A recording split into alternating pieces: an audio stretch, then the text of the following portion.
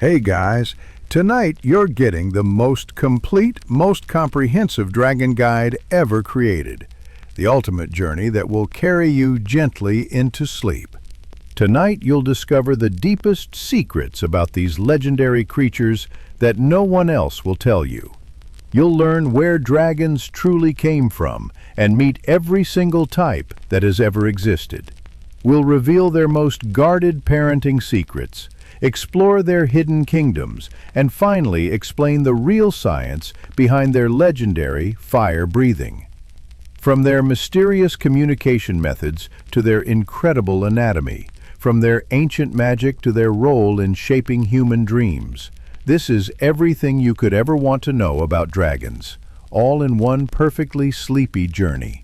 So settle in, because you're about to become the ultimate dragon expert, if you can stay awake long enough.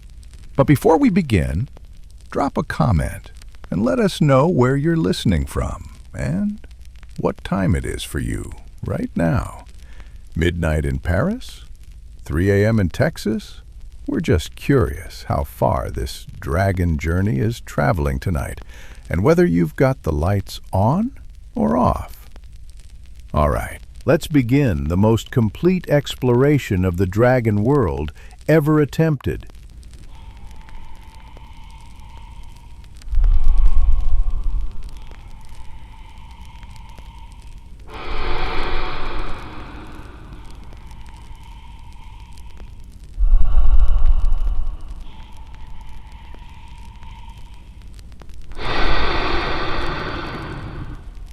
In the very beginning of human memory, when stories were first whispered around flickering fires, dragons already lived in our tales.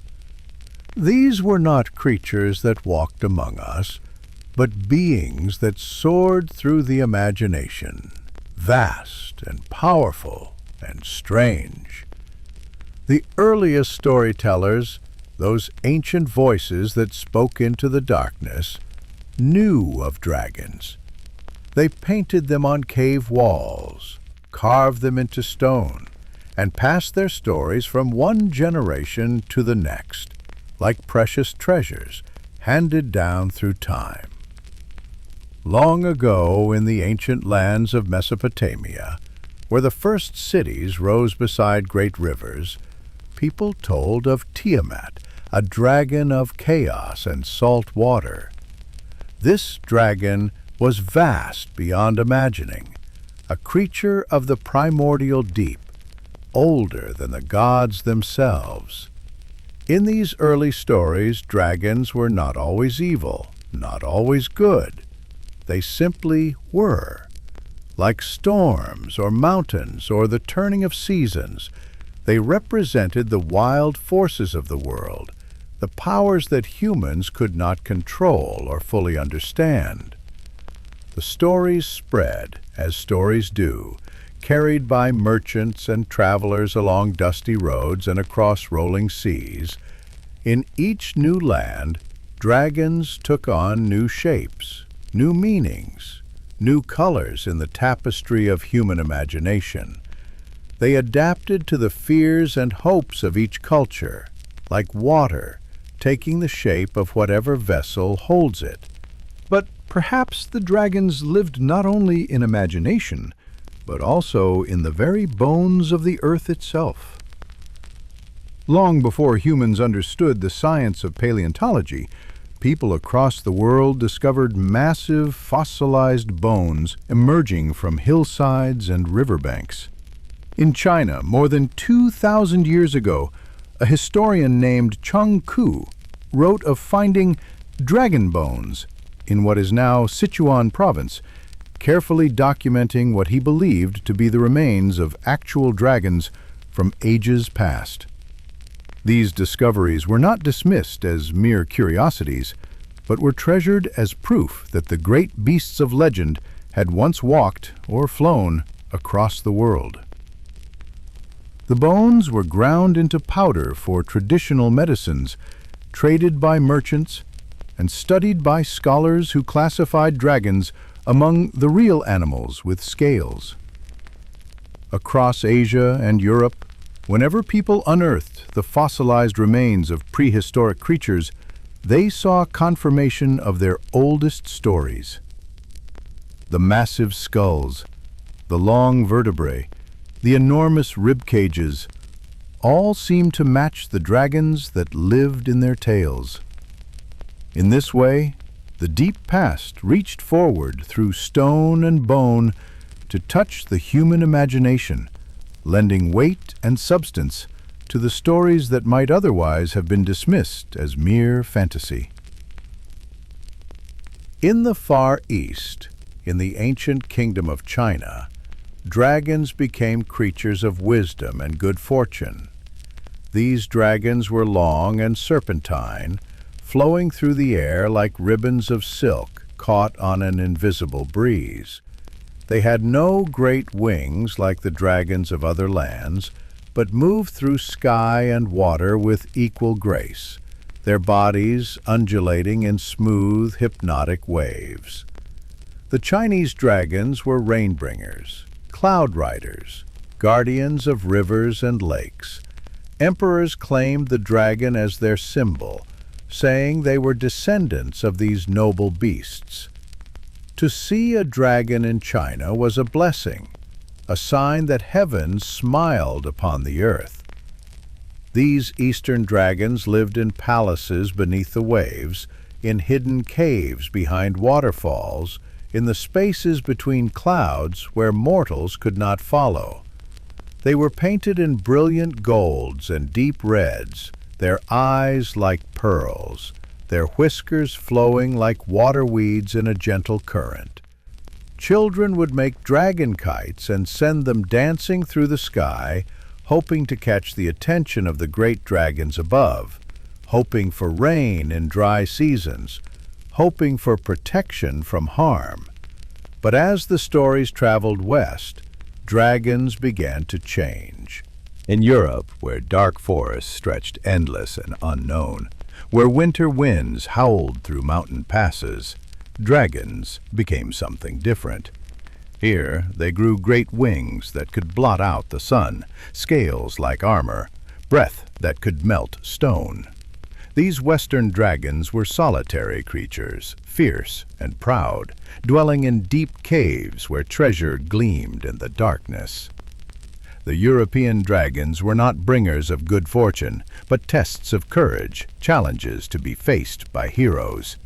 They hoarded gold and precious stones, not out of greed, as humans might understand it, but from some deeper instinct, some ancient need to gather and guard the bright things of the world. Knights would seek them out, not to befriend them as one might hope to befriend the dragons of the East, but to prove their valor, to win glory, to claim the treasure that lay beneath the dragon's watchful eye. These dragons spoke in riddles when they spoke at all, their voices like the rumble of distant thunder, like stones falling in deep caverns. They were ancient beyond measure, some said as old as the hills themselves, watching centuries pass like seasons, seeing kingdoms rise and fall, while they remained constant in their mountain fastnesses. In the lands between East and West, in the cradle of civilization, where three great religions would one day be born, dragons took on yet another form. Here they were creatures of storm and desert wind, guardians of hidden oases, keepers of ancient secrets buried in shifting sands. The dragons of the Middle East were often wingless, like great serpents that moved through earth as easily as water, their scales catching the light like polished bronze or burnished gold. These desert dragons were said to know the locations of every hidden spring, every buried city, every treasure that lay beneath the dunes. Travelers would sometimes glimpse them at the edge of their vision, like heat mirages that almost took solid form before dissolving back into the shimmering air. Bedouins told stories of dragons that could grant wishes to those pure of heart, but could also lead the wicked astray deeper and deeper into the trackless waste, until only their bones remained to mark their folly. In the cold lands of the north, where ice stretched to the horizon and the sun barely rose in winter, dragons became creatures of frost and bitter wind. These ice dragons were pale as fresh snow, their breath a freezing mist that could turn a man to crystal in moments. They built their lairs in glacial caves, surrounded by walls of blue ice, thick as castle stones. The northern people, those hardy souls who wrestled life from the frozen earth, spoke of these dragons in hushed tones around their fires, knowing that somewhere in the endless white, ancient eyes might be watching. As the centuries passed and stories continued to flow like rivers finding the sea, dragons appeared in the tales of every culture touched by human imagination. In Africa, they were spirits of the great rivers, creatures that could bring both life-giving floods and devastating droughts. In the Americas, before the coming of European ships, indigenous peoples told of feathered serpents that flew between earth and sky, bringing wisdom and rain, their plumage more brilliant than any earthly bird. Each telling added new details, new powers, new meanings to the ever-growing tapestry of dragon lore. Some dragons could speak, their wisdom deeper than human learning. Others were mute, expressing themselves only through action, through the slow blink of ancient eyes, through the careful positioning of claw or wing. Some could take human form, walking among mortals unseen, while others were forever bound to their draconic shape, too vast and otherworldly to ever truly belong to the human world.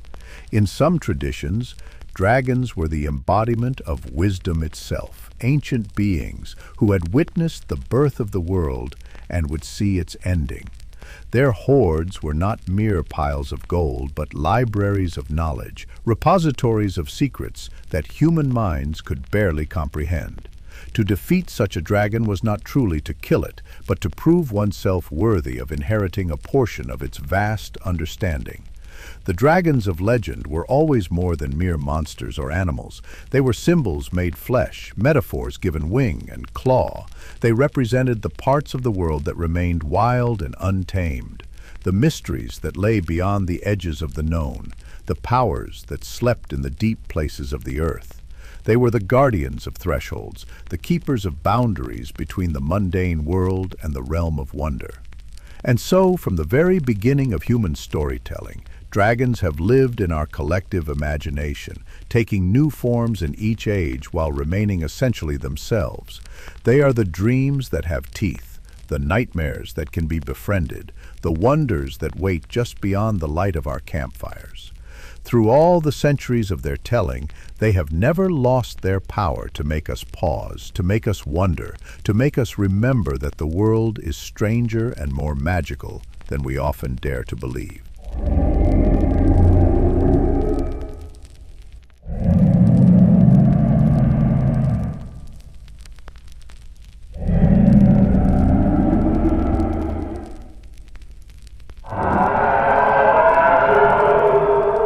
With her ancient origins still lingering in our thoughts, we begin to ease into the many kinds of dragons that have taken shape in story and dream. Like flowers in a vast garden, dragons bloom in many colors and forms, each one adapted to its own corner of the imagination, each one beautiful in its own mysterious way. The fire dragons are perhaps the most familiar to us, those great winged creatures that have graced countless tales and painted countless skies with their presence. These are the dragons of mountain peaks and volcanic slopes, beings of flame and molten rock, who make their homes where the earth's inner fire comes closest to the surface. Their scales shimmer like embers in a dying fire, shifting from deep red to brilliant orange to the fierce yellow-white of the hottest flame. A fire dragon's breath is legend itself, a stream of liquid fire that can melt stone and turn sand to glass.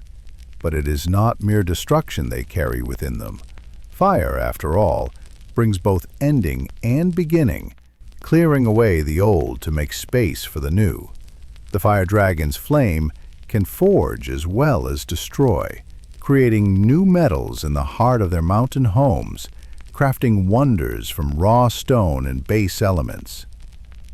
These dragons love the warmth of sun-baked rocks, stretching their great wings wide to catch the morning light, their scales drinking in the heat like flowers drinking rain. They sleep on beds of volcanic glass, curled around pools of lava that bubble gently in the depths of their caves. When they fly, the air around them shimmers with heat, and their wing beats sound like distant thunder rolling through mountain valleys. Fire dragons form deep bonds with their chosen territories, knowing every stone and crevice of their mountain realm. Some say they can speak with the earth itself, learning the secrets of buried treasure, the locations of precious gems formed in the planet's molten heart. But not all dragons are creatures of heat and flame. In the far north, where winter reigns for half the year and the aurora paints the sky in sheets of ethereal light, there dwell the ice dragons, beings as cold and beautiful as fresh fallen snow. Their scales are the color of glacial ice, pale blue and crystal white, seeming to glow with an inner light like moonbeams frozen in crystalline form. The ice dragon's breath is winter itself, a mist so cold it can freeze a river in moments, turn rain to hail before it touches the ground. These dragons build their lairs in caverns carved from ancient ice, walls so thick and cold they never melt, chambers that ring like crystal bells when the dragon's voice echoes through them. Icicles hang like curtains in their homes, each one as sharp as a sword, as beautiful as a chandelier in a palace of dreams. Ice dragons move with the slow grace of glaciers, their every motion deliberate and measured. They are creatures of patience, content to wait decades for the perfect moment to act, to hunt, to emerge from their frozen domains. Their eyes are the color of winter sky, pale and knowing, holding depths like Arctic seas where ancient secrets lie buried beneath layers of ice and time. These cold dragons have a strange relationship with silence. They can move without sound when they choose, their great wings cutting through the air as quietly as falling snow. But when they speak, their voices carry for miles across the frozen landscape, deep and resonant like the crack of ice sheets breaking in spring. They are said to know the names of every snowflake, the song of every winter wind. Deep in the ancient forests, where sunlight filters down through layers of green leaves and moss grows thick on fallen logs, there live the forest dragons, creatures of wood and growing things. Their scales are the color of spring leaves, shifting from pale green to deep forest emerald depending on the light, sometimes touched with the brown of tree bark or the gold of autumn afternoons. Forest dragons are smaller than their mountain or Arctic cousins, built for moving through tangled branches and dense undergrowth. Their wings fold close against their bodies, narrow enough to slip between tree trunks, strong enough to catch the wind above the canopy when they choose to soar. They have a natural grace, a way of moving that seems to flow like water over stones, never disturbing the forest floor, never breaking a branch or crushing a flower beneath their claws. These woodland creatures breathe not fire or ice but mist and pollen, clouds of green vapor that smell of growing things, of rain on summer leaves, of flowers blooming in hidden clearings. They are gardeners of the wild places, tenders of the forest's secret spaces. Forest dragons know every bird by its song, every flower by its scent, every tree by the whisper of its leaves. Druids and wise folk sometimes seek them out for counsel, finding them in clearings where the light falls just so, where mushrooms grow in perfect circles, where the air itself seems to hum with ancient magic. High above, where the sky stretches endless and blue, where clouds drift like white islands in an ocean of air, There soar the sky dragons, perhaps the most graceful of all their kind. These are dragons of wind and weather, long and serpentine, their bodies undulating through the atmosphere like ribbons dancing in a gentle breeze. They have no great wings like other dragons, but fins and crests that catch the air currents, allowing them to swim through sky as easily as fish swim through water. Sky dragons are creatures of pure freedom, never touching the earth if they can help it, making their homes in floating islands of cloud and mist. Their scales shine like polished silver, reflecting the colors of sunrise and sunset, the deep blue of midnight sky, the gold of afternoon sun. They are longest of all dragons, some said to stretch for miles from nose to tail, though most of their length is graceful neck and trailing tail that flows behind them like a banner in the wind. These aerial dragons breathe not flame or frost, but pure wind, gusts that can fill the sails of ships far below, or clear the air of storms and darkness. They are the riders of thunderclouds, the dancers in lightning, the singers of wind songs that can be heard for hundreds of miles on quiet nights. Their voices are like the whisper of wind through wheat fields, like the sigh of air through mountain passes. Sky dragons are creatures of mood and whim, following the currents of air and emotion wherever they may lead.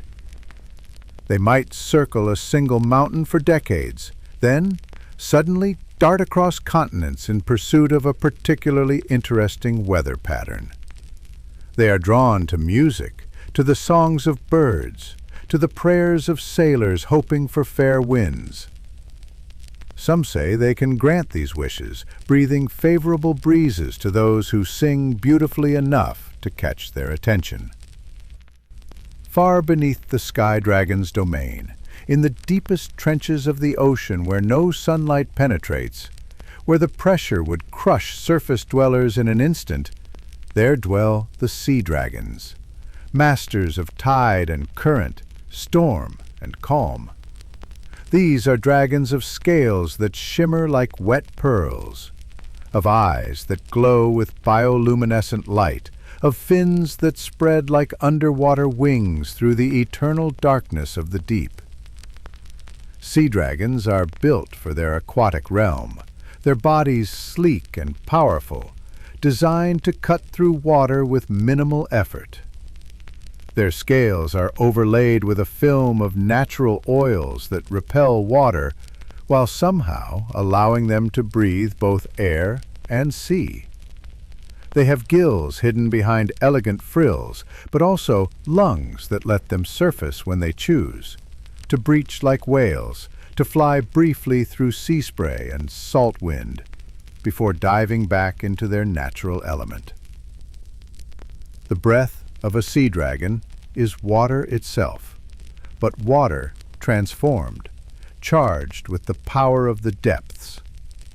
They can summon tsunami with their exhalations, calm violent storms with a gentle puff, create currents that can carry ships to safety or dash them against rocky shores. Their voices carry through water for thousands of miles, deep songs that whales sometimes answer, that dolphins dance to, that can lure sailors to their doom or guide them to safe harbor. Sea dragons make their lairs in underwater caverns, in the hulks of sunken ships, in coral palaces that they grow over centuries of patient cultivation. They hoard not gold and gems like their land-dwelling cousins, but pearls and shells, pieces of amber that hold ancient creatures in crystal prisons, artifacts from ships that sailed the surface world long ago. Their treasure rooms are filled with the music of moving water, the gentle chime of shells touching in the current, the whisper of seagrass swaying in the submarine breeze. Deep beneath the surface of the earth, in caverns that have never known sunlight, in passages that wind through the planet's bones. There dwell the earth dragons, older than memory, patient beyond human understanding. These are dragons of stone and crystal, of precious metals and hidden gems, creatures that have watched the slow formation of mountains, the gradual carving of canyons, the patient work of water-wearing stone. Earth dragons are perhaps the largest of all dragon kind, their bodies thick and powerful, built for moving through solid rock as easily as other dragons move through air or water. Their scales are like plates of living stone, marked with veins of precious metals, studded with gems that formed in the heat and pressure of their deep homes. They have claws that can carve through granite, breath that can melt rock or harden it to diamond hardness. These underground dwellers are creatures of geological time, thinking in centuries and millennia rather than seasons or years. They feel the slow pulse of the Earth's heart, the gradual shift of continents, the birth of new mountains, and the wearing away of old ones. Their movements can cause earthquakes, their sleep the deep rumbling that sometimes echoes up from underground, their dreams the slow formation of caves and crystal grottos. Earth dragons breathe not fire or water, but molten rock, streams of lava that they use to carve new passages through their underground realm, to seal unwanted entrances, to create the beautiful formations of stone and crystal that decorate their vast halls. They are master architects of the deep places, builders of wonders that human eyes will never see, gardeners of crystal forests that grow in perfect darkness. Each type of dragon, whether born of flame or frost, forest or sea, sky or stone, moves through the world in its own rhythm, follows its own ancient patterns, serves its own mysterious purposes.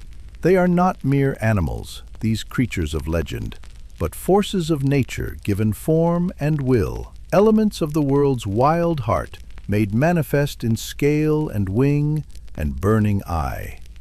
The fire dragon rises with the sun, stretching wings that catch the early light, breathing gentle flames to warm the morning air.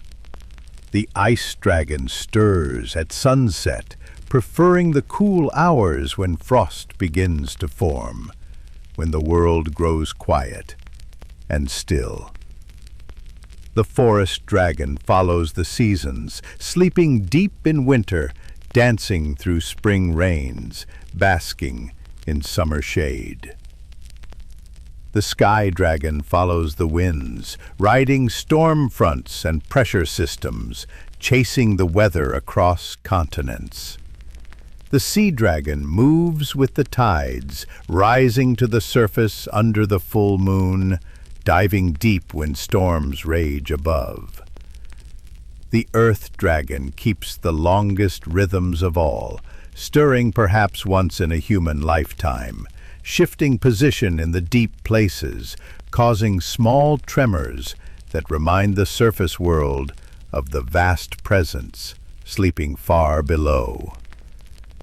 In the quiet moments between day and night, between seasons, between the beating of wings and the whisper of breath, all dragons share certain qualities that make them what they are.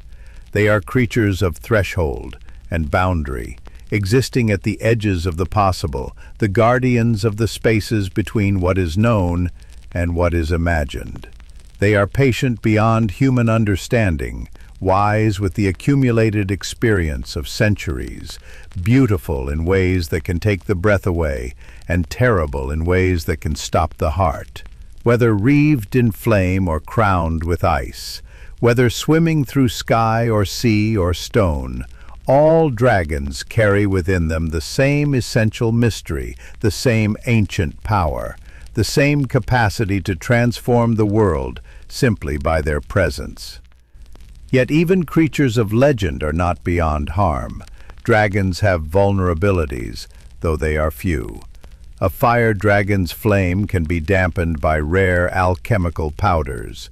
Ice dragons are slow in heat, sluggish in volcanic lands. Their underbellies and eye ridges, while armored, remain the most exposed. Magic can affect them, especially spells cast with ancient names they once knew. And age, though it brings wisdom, also brings weight, the heaviness of memory, the slowness of change, the deep ache of a world that moves faster than even they can follow. They are the dreams of the earth itself, the imagination of the elements, the wild thoughts that rise from the deep places where wonder is born. Some say dragons remember the first flame, a cosmic spark from which all their kind was born. Others believe the stars whispered them into existence before the world had mountains or sky. Though dragons rarely share such beliefs openly, they carry a quiet reverence for the oldest places, volcano calderas, crystal caverns, polar ice where the world still echoes with creation. These are their sacred spaces, where memory burns brighter and time moves differently. Whether myth or memory, dragons do not forget where they began, and they feel in their bones that their story is not yet finished.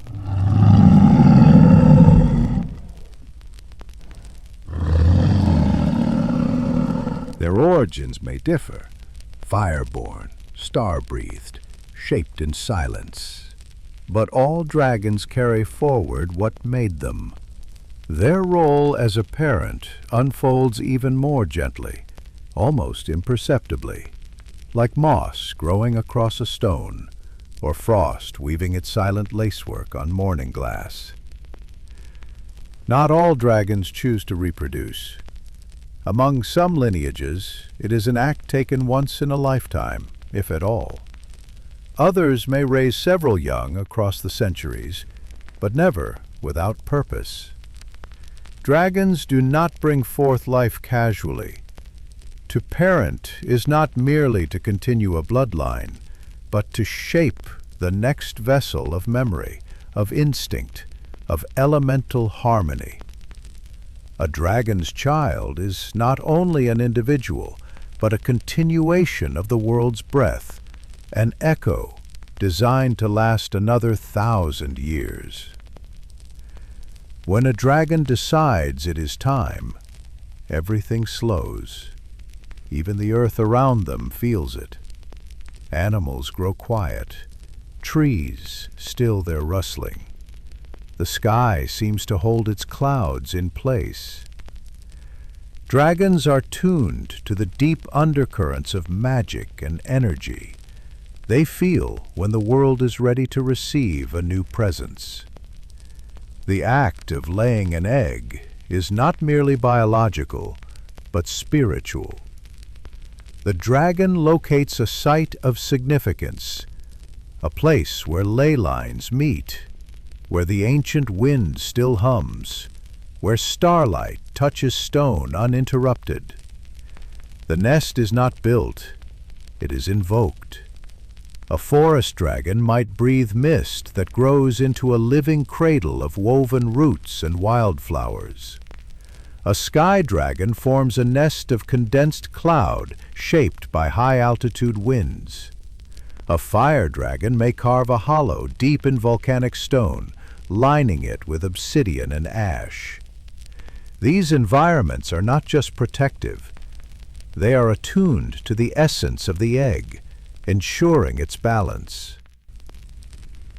Each egg is unique, shaped not just by the parent's type, but by their temperament, their experiences, even their dreams. Some glow faintly in the dark. Some remain cool to the touch until warmed by song. Some pulse with magic during solar eclipses, or only respond to moonlight. The shell is a threshold, thin as breath, yet strong enough to hold a slumbering power that has not yet found shape. Dragon parenting is rarely hands-on, at least by human standards. Once the egg is laid, the adult may leave for years, trusting the protections woven into the nest. Some dragons return only when they sense the first cracks forming.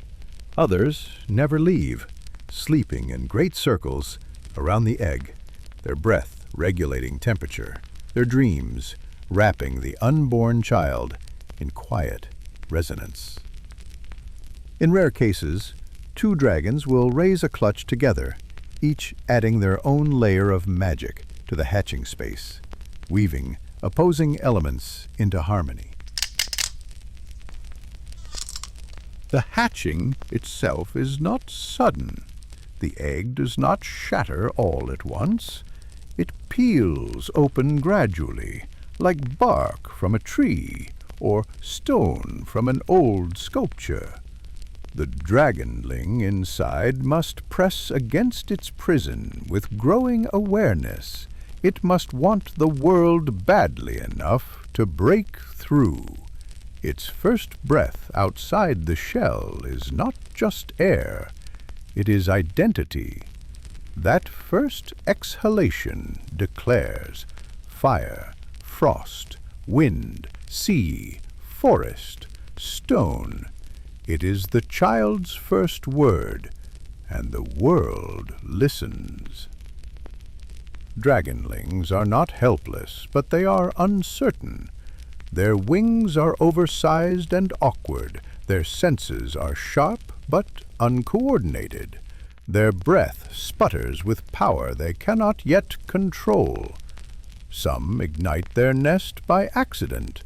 Others call storms or stir earthquakes without meaning to. The world forgives them. It always has. The parent, if present, observes from a distance. Intervention is rare. The young must struggle. They must discover the limits of their strength and the reach of their breath. They must fall and climb again. But they are never truly alone. Even when not visible, the parent's presence is felt in the wind, in the ground, in the quiet of the trees. A dragonling always knows where home is, even if it doesn't yet know what that word means. Instead of language, dragons pass knowledge through presence. The parent flies low across a canyon, and the child copies the movement days later. The parent sleeps curled against a certain stone, and the dragonling returns to it when confused. Lessons unfold in shadow, in silence, in mimicry. No correction is given unless the mistake is dangerous, and even then it is offered gently, a subtle shift in posture, a redirected gust of wind, a nudge of breath that says, "Try again." Some dragons raise their young in solitude. Others gather in seasonal colonies, like whales or migrating birds. These gatherings are quiet and rare, made of old agreements and unspoken truce. In these places, young dragons mingle, play, spar gently in flight, learn the scents and sounds of others not like them. Bonds are sometimes formed between dragonlings, connections that will last into the far future, shaping alliances and avoiding wars. Dragons do not name their children. They wait for the world to name them. Sometimes it's a river, sometimes a mountain, sometimes a bolt of lightning on the child's first flight. The parent accepts whatever the world offers and echoes it back, through breath, through wind, through silence. The child learns its name by hearing it resonate in the earth. And then, as the child grows, something shifts. The lessons become slower, the shadows thinner, the silence deeper. The parent begins to retreat, not in bitterness, but in reverence. A dragon knows when its child no longer needs to follow, when it must fly a different path, burn in a different direction. The separation is not painful. It is sacred, a gentle undoing of closeness, like the sea drawing back from the shore after a long embrace. But the bond remains, always. A dragon can call its parent across mountains, not in voice but in essence, and sometimes, rarely, the old ones return to check, not to teach, not to correct, but simply to watch, to see what they made and what it has become. Dragons raise their young not through dominance or instruction, but through stillness, through patience, through the example of a life lived in rhythm with the world. In their children they plant echoes. In time, those echoes awaken, and the cycle begins again.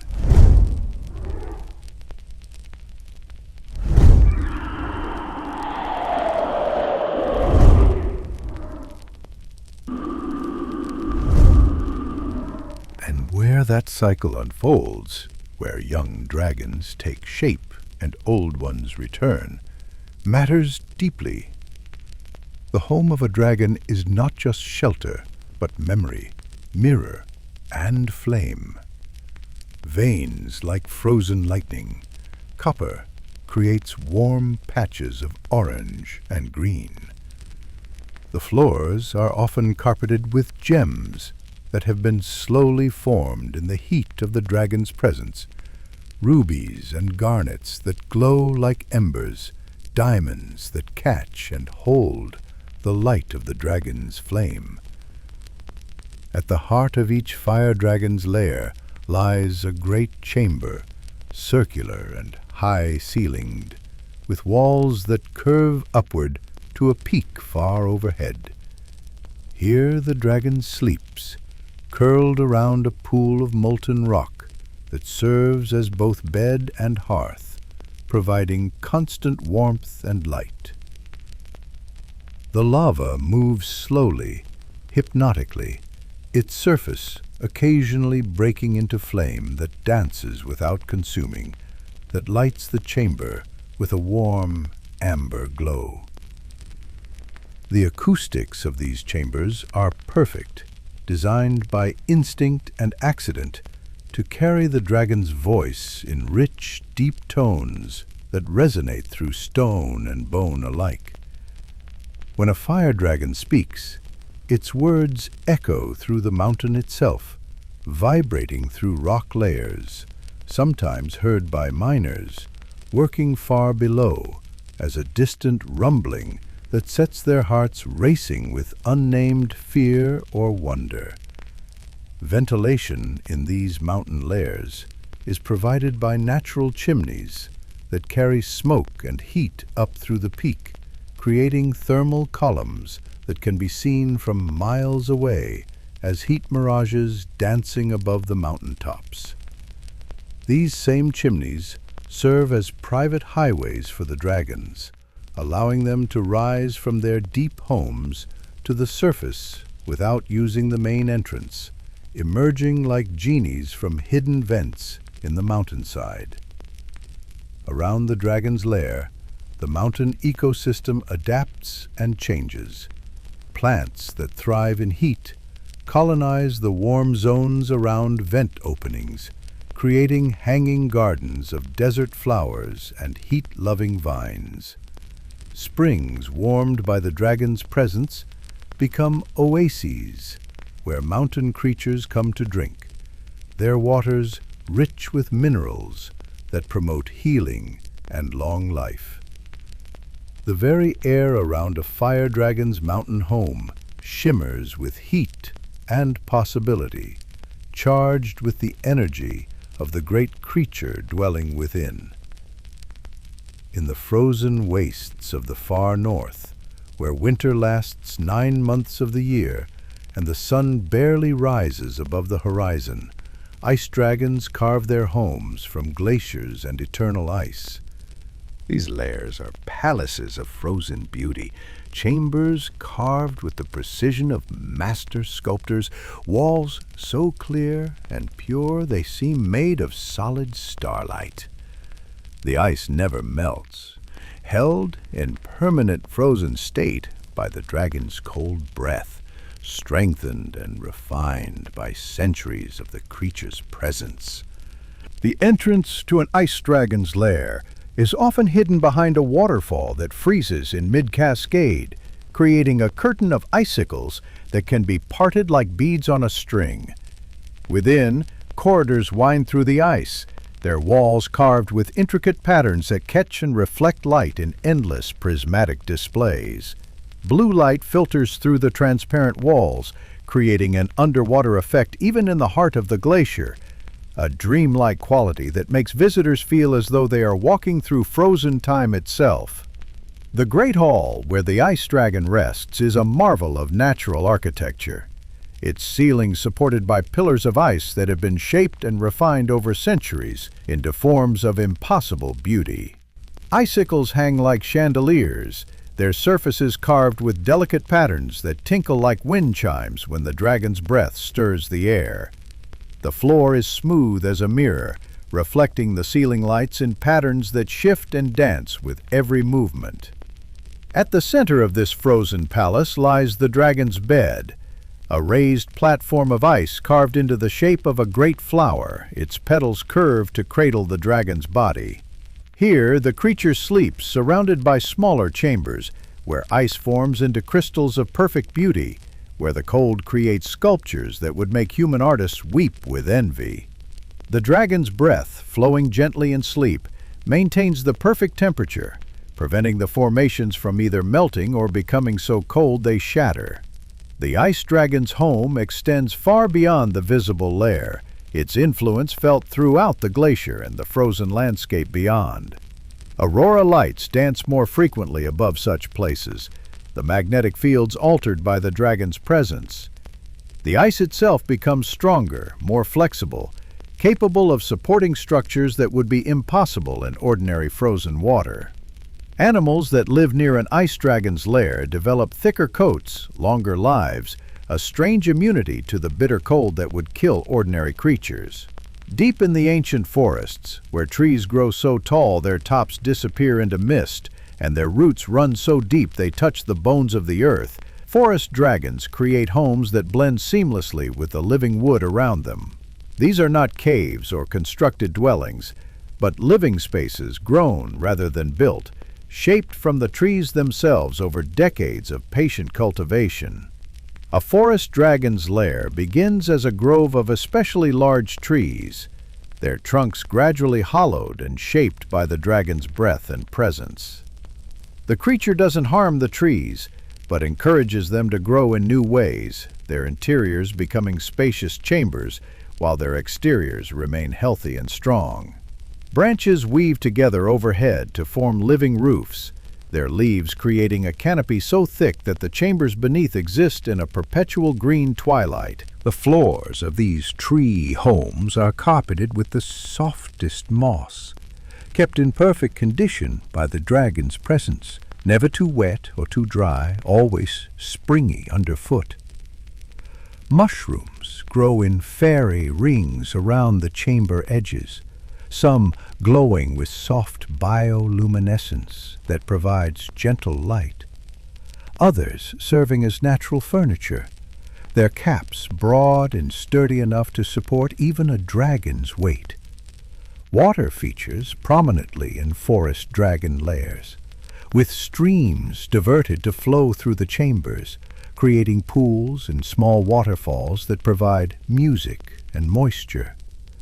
These streams often have unusual properties, their water charged with life energy that promotes growth and healing.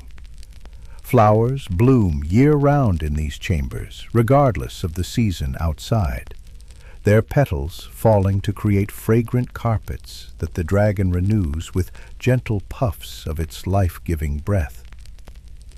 The forest dragon's influence extends throughout the surrounding woodland, creating zones of exceptional growth and beauty. Trees near the lair grow larger and live longer, their wood becoming stronger and more flexible. Clearings appear where the light falls just right, creating natural amphitheaters where forest creatures gather, drawn by the sense of safety and abundance that radiates from the dragon's presence. Wildlife flourishes around forest dragon lairs, with unusual species sometimes appearing. Creatures that exist nowhere else, born from the interaction between dragon magic and natural evolution. Birds with particularly beautiful songs nest in the area, their music adding to the enchanted atmosphere. Deer grow larger and more graceful, their antlers taking on unusual shapes that seem almost decorative. Even insects seem more colorful, their wings catching the filtered light in displays of natural artistry.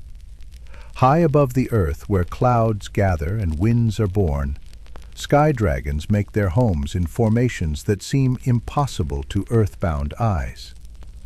These aerial lairs exist in permanent cloud banks, in floating islands of mist and vapor that never quite dissipate, held together by the dragon's will and the strange physics of their presence. From below, these homes appear as unusually persistent clouds, formations that maintain their shape day after day, while other clouds form and dissolve around them. The interior of a cloud lair is like stepping into a dream, where surfaces have the consistency of solid matter, but the appearance of mist and vapor. Floors feel firm underfoot, but appear to be made of condensed cloud. Walls curve and flow like frozen wind, ceilings open to sky that somehow exists within the cloud itself. Light filters through everything, diffused and soft, creating an environment where shadows are gentle and colors seem especially vivid.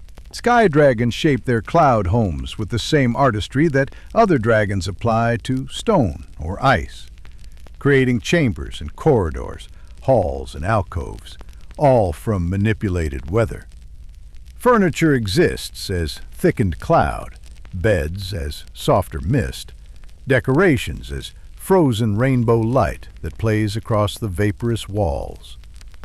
The dragon's breath, flowing constantly through these aerial palaces, maintains the delicate balance between solid and ethereal that makes such homes possible. These sky layers move constantly but slowly, drifting with high-altitude currents, following the great air rivers that circle the globe. A sky dragon might spend decades over one mountain range, then suddenly find itself carried across an ocean to entirely new lands. This movement is not random, but follows patterns known only to the dragons themselves, ancient routes that trace the planet's wind patterns, connecting sky dragon territories across vast distances. The weather around sky dragon lairs becomes unusually stable and beautiful, with frequent appearances of rainbows, sundogs, and other atmospheric phenomena.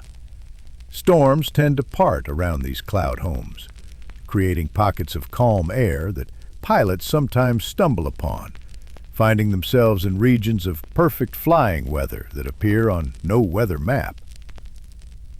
In the deepest trenches of the ocean, where pressure and cold would crush most life forms, sea dragons hollow out vast chambers in underwater cliff faces, creating layers that echo with the sound of moving water and the distant songs of whales.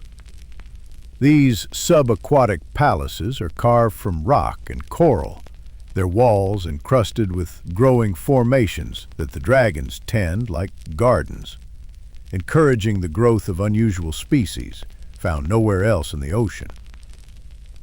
Bioluminescent creatures provide lighting in these deep-sea homes, their glowing bodies creating constellations on the chamber walls, living art that shifts and changes with the tides and seasons.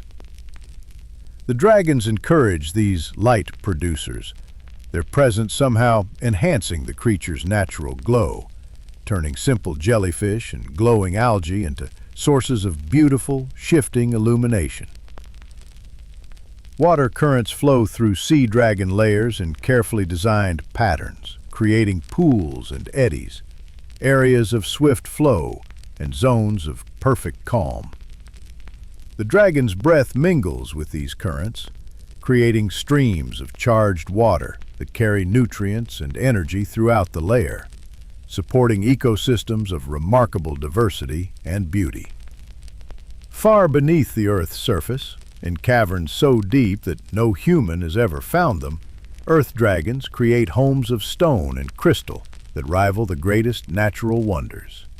These underground palaces stretch for miles through solid rock, their chambers connected by passages that follow veins of precious ore, their walls studded with gems that have been forming for millennia. The great halls where earth dragons dwell are supported by columns of living stone, formations that continue to grow even as the dragon sleeps, reaching toward each other across vast spaces to create natural arches and bridges. Stalactites and stalagmites form in impossible profusion, their surfaces carved by the dragon's breath into delicate lacework, their interiors hollow and resonant, turning entire chambers into vast musical instruments that sing with the slightest movement of air. These deep layers exist in perfect darkness, but the darkness itself becomes a kind of canvas for the dragon's art. Veins of luminescent minerals trace patterns through the rock, creating maps of light that tell the story of the Earth's formation. Pools of underground water reflect these glowing formations, doubling their beauty, creating the impression of chambers that extend infinitely upward and downward. Whether carved from mountain stone or shaped from living trees, formed from ice or cloud or coral, each dragon's lair reflects something essential about its inhabitants' nature, while providing the perfect environment for rest, reflection, and the long dreams that occupy so much of a dragon's existence. These homes are more than mere shelters. They are expressions of the dragons themselves, physical manifestations of their connection to the elemental forces they embody. After exploring the many places dragons call home, we turn our attention now to observing their daily rhythms.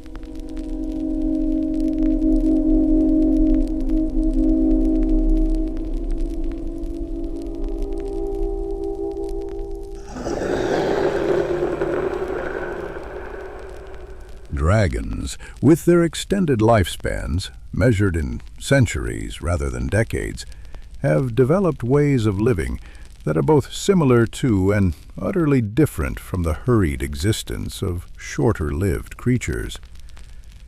The awakening of a dragon is a slow and graceful process, as gentle as dawn breaking over still water. Whether the creature has slept for hours or months, the transition from dreams to wakefulness follows ancient patterns written deep in dragon nature. First comes the stirring of breath, the gentle expansion and contraction of great lungs that have been moving slowly throughout sleep, maintaining the minimal life functions that keep such massive creatures alive during their rest.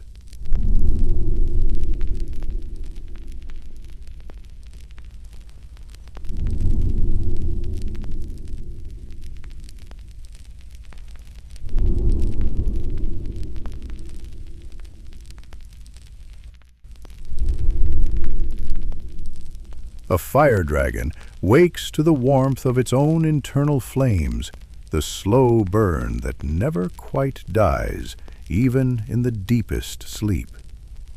As consciousness returns, the flame brightens, spreading warmth through the dragon's body like sunrise spreading light across the landscape.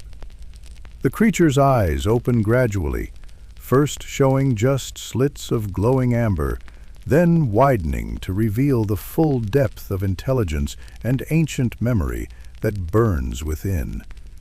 There is no sudden start to a dragon's waking, no jarring transition from sleep to alertness, but rather a flowing progression, like water finding its natural level. The first movements are stretches, long, luxurious extensions of neck and wings, tail and limbs, each joint and muscle reacquainting itself with wakefulness after hours or days of rest.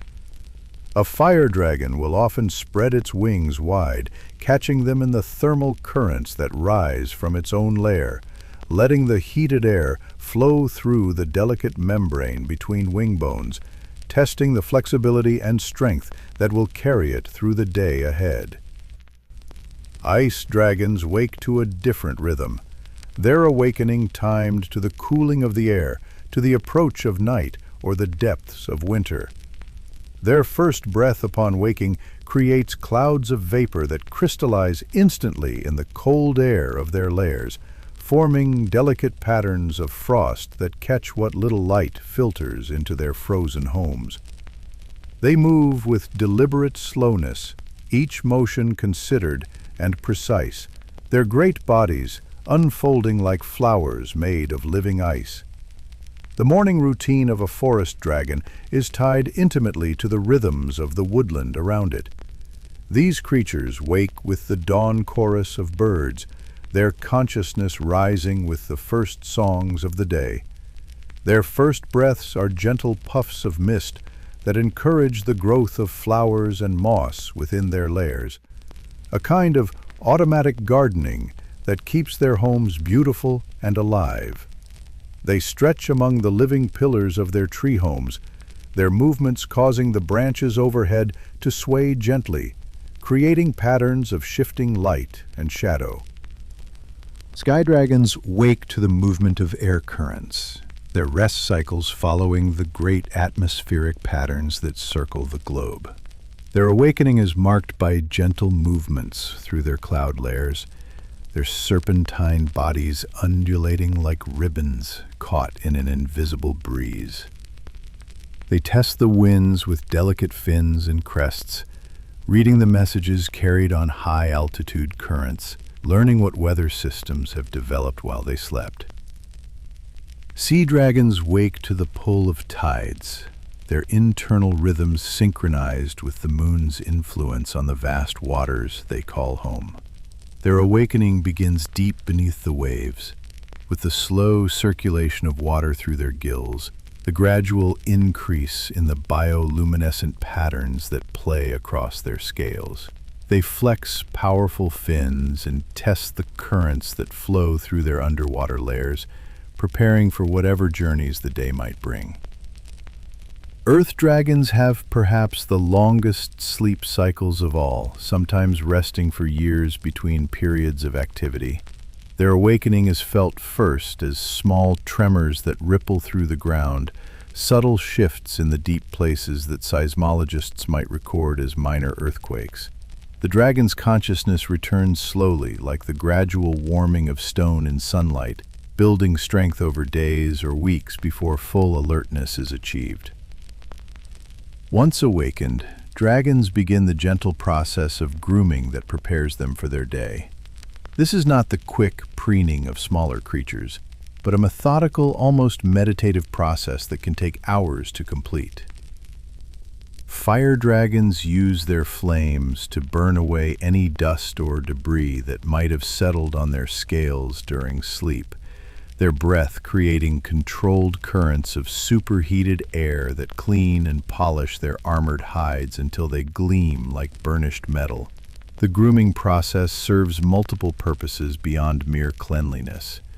For fire dragons, the application of controlled flame to their scales maintains the delicate balance of oils and minerals that keep their armor strong and flexible.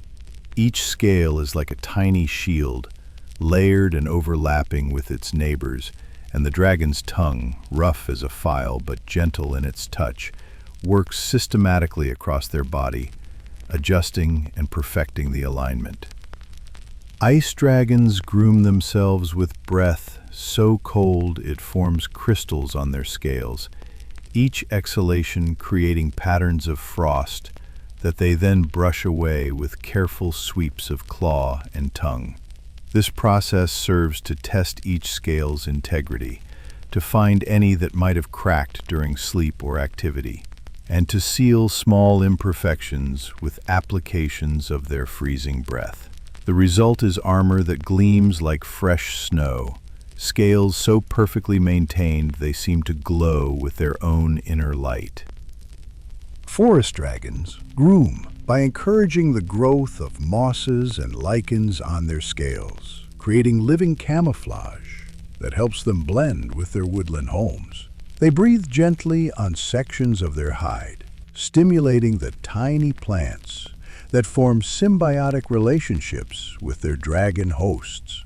These living decorations not only provide concealment, but also serve as indicators of the dragon's health, growing more vibrantly when the creature is well, fading when illness or injury affects the dragon's life force.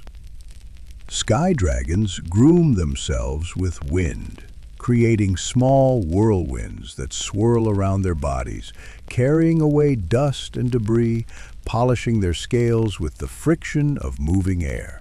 They shape these cleansing breezes with subtle movements of their fins and crests, directing the airflow to reach every part of their long, serpentine bodies. The process creates beautiful patterns in the clouds around them, temporary art that dissolves and reforms as they move through their aerial toilette.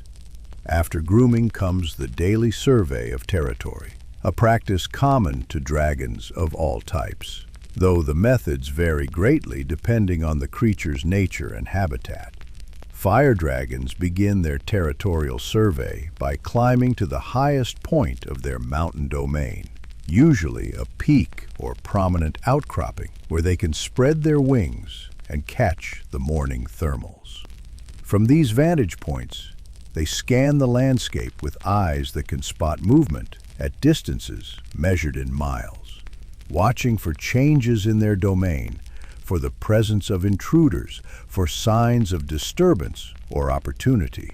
This survey is not merely about security, though that plays a part. Dragons are deeply connected to their territories, and the daily observation serves to maintain and strengthen that bond.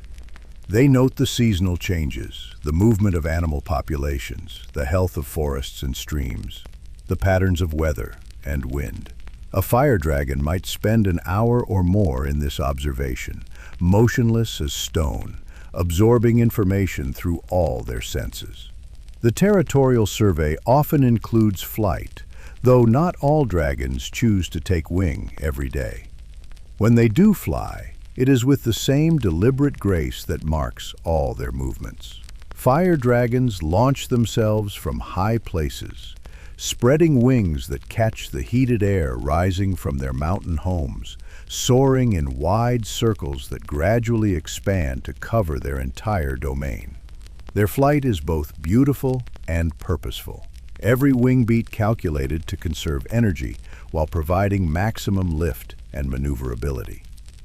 Ice dragons survey their frozen domains by gliding low over the ice fields, their keen eyes searching for cracks that might indicate instability, for the tracks of Arctic animals, for changes in the patterns of wind-carved snow. They fly differently than their fire-breathing cousins, using the steady Arctic winds to maintain altitude with minimal effort, their pale forms often invisible against the white landscape below until they move. Forest dragons conduct their surveys by moving through the tree canopy, their smaller size and natural agility allowing them to travel through the forest without touching the ground. They leap from branch to branch with squirrel-like grace, their claws finding purchase on bark and wood, their wings used for gliding rather than true flight. This method of travel allows them to observe their territory from within, to note the health of individual trees, to check on the various creatures that make their homes in the forest's layered ecosystem. The daily hunt is another essential part of dragon routine, though their hunting methods are as varied as their habitats and natures. Fire dragons are ambush predators when they choose to hunt actively, using their ability to remain motionless for hours to wait for prey to come within range. They often hunt from above, perching on cliff faces or mountain ledges, watching game trails and water sources where animals must eventually appear. When a fire dragon strikes, it is with devastating speed and precision. The attack might begin with a controlled burst of flame to stun or disorient prey, followed by a swooping dive that ends with the creature caught in massive claws. But fire dragons are not wasteful hunters. They take only what they need, and they prefer to hunt large game that will provide sustenance for days or weeks, allowing them to spend more time in contemplation and less in the active pursuit of food. Ice dragons hunt in the cold waters beneath Arctic ice, diving through holes they create with their breath, pursuing seals and whales in the frigid depths. Their hunting is patient and methodical, using their ability to remain submerged for hours to outlast their prey. They are also scavengers when opportunity presents itself, drawn to the carcasses of large marine animals that wash up on Arctic shores. Forest dragons have perhaps the most varied diet of all dragon types, supplementing hunting with foraging for fruits, nuts, and the occasional fish from forest streams.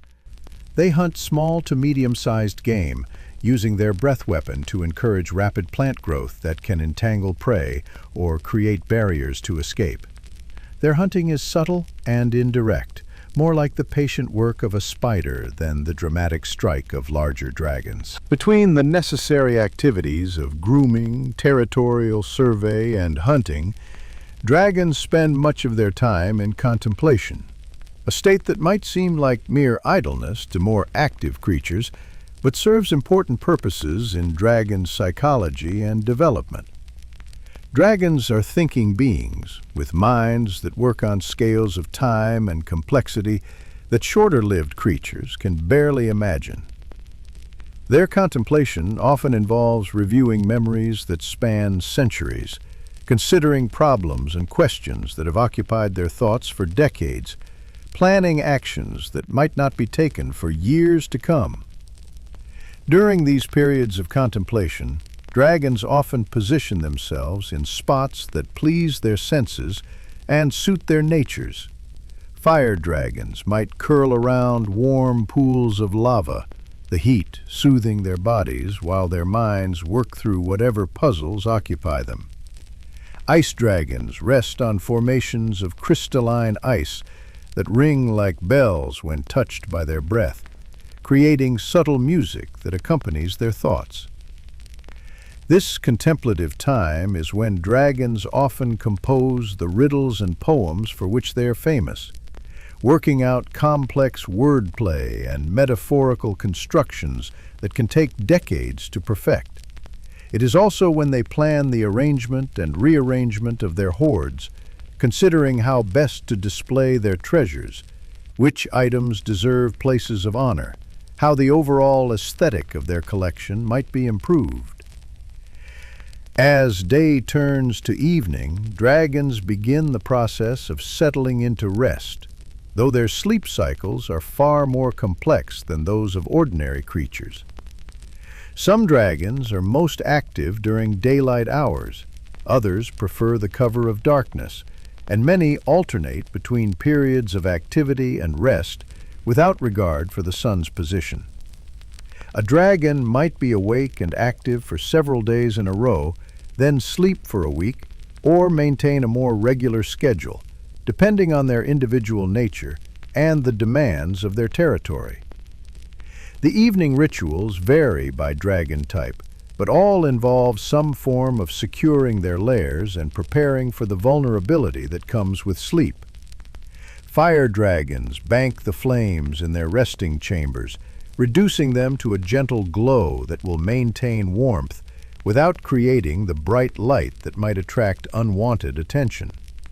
They position themselves carefully, usually curled around their treasure hoards, their heads facing the main entrance to their lairs, ready to wake instantly if threats approach.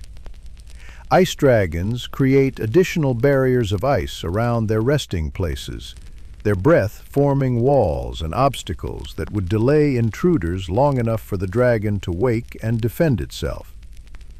The process of creating these defensive formations is artistic as well as practical, resulting in beautiful crystalline structures that serve as both protection and decoration. The dreams of dragons are said to be profound and prophetic, filled with visions of possible futures, memories of ancient pasts, and insights into the deep patterns that govern the world. Some scholars believe that dragon dreams are responsible for many of the prophecies and revelations that have shaped human history, the sleeping minds of these ancient creatures somehow touching the dreams of mortals, sharing glimpses of their vast knowledge and perspective. In the deepest hours of torpor, a dragon's body shifts into full repair mode. Breathing nearly stops and the pulse almost vanishes, but beneath that stillness, every cell works on maintenance. Damaged proteins are broken down and rebuilt. Worn membranes are replaced, and bones rebuild tiny cracks from age or injury. Special stem cell niches activate in the heart and brain, renewing muscle fibers and neural connections. Over these long stretches of rest, a dragon's body becomes stronger and more resilient, its tissues refreshed by the quiet work of regeneration, ready to carry it for centuries more. Thus the days of dragons pass, each one following patterns established over centuries of life, each one contributing to the vast accumulation of experience and wisdom that makes these creatures so different from all others. Their lives move at the pace of seasons rather than heartbeats, of years rather than days, following rhythms that connect them to the deepest patterns of the natural world, making them living bridges between the quick urgency of mortal life and the patient endurance of mountains and seas. When distant winds turn cold and daylight fades earlier each evening, dragons feel a subtle tremor beneath their claws, a shift in the hidden currents of Earth's ley lines that signals winter's approach. In response, they trade roaming and revelry for a single purpose: gather enough reserves to endure months of stillness. As the last leaves fall, dragons move with deliberate focus, seeking out fat-rich prey, mountain goats on frost-rimmed ledges, bison grazing on frozen plains, seals hauled onto ice floes. Each kill adds thick layers of fat beneath their overlapping scales, creating a living quilt of insulation that will sustain them through the lean months ahead. In those final weeks of autumn, dragons may double their daily hunts, timing each feast so that when the first hard frost arrives, their bodies brim with energy. They crush bone with crushing jaws and store nutrients in vast, multi-chambered stomachs. Their metabolism shifts from fueling flight and flame to packing on reserves.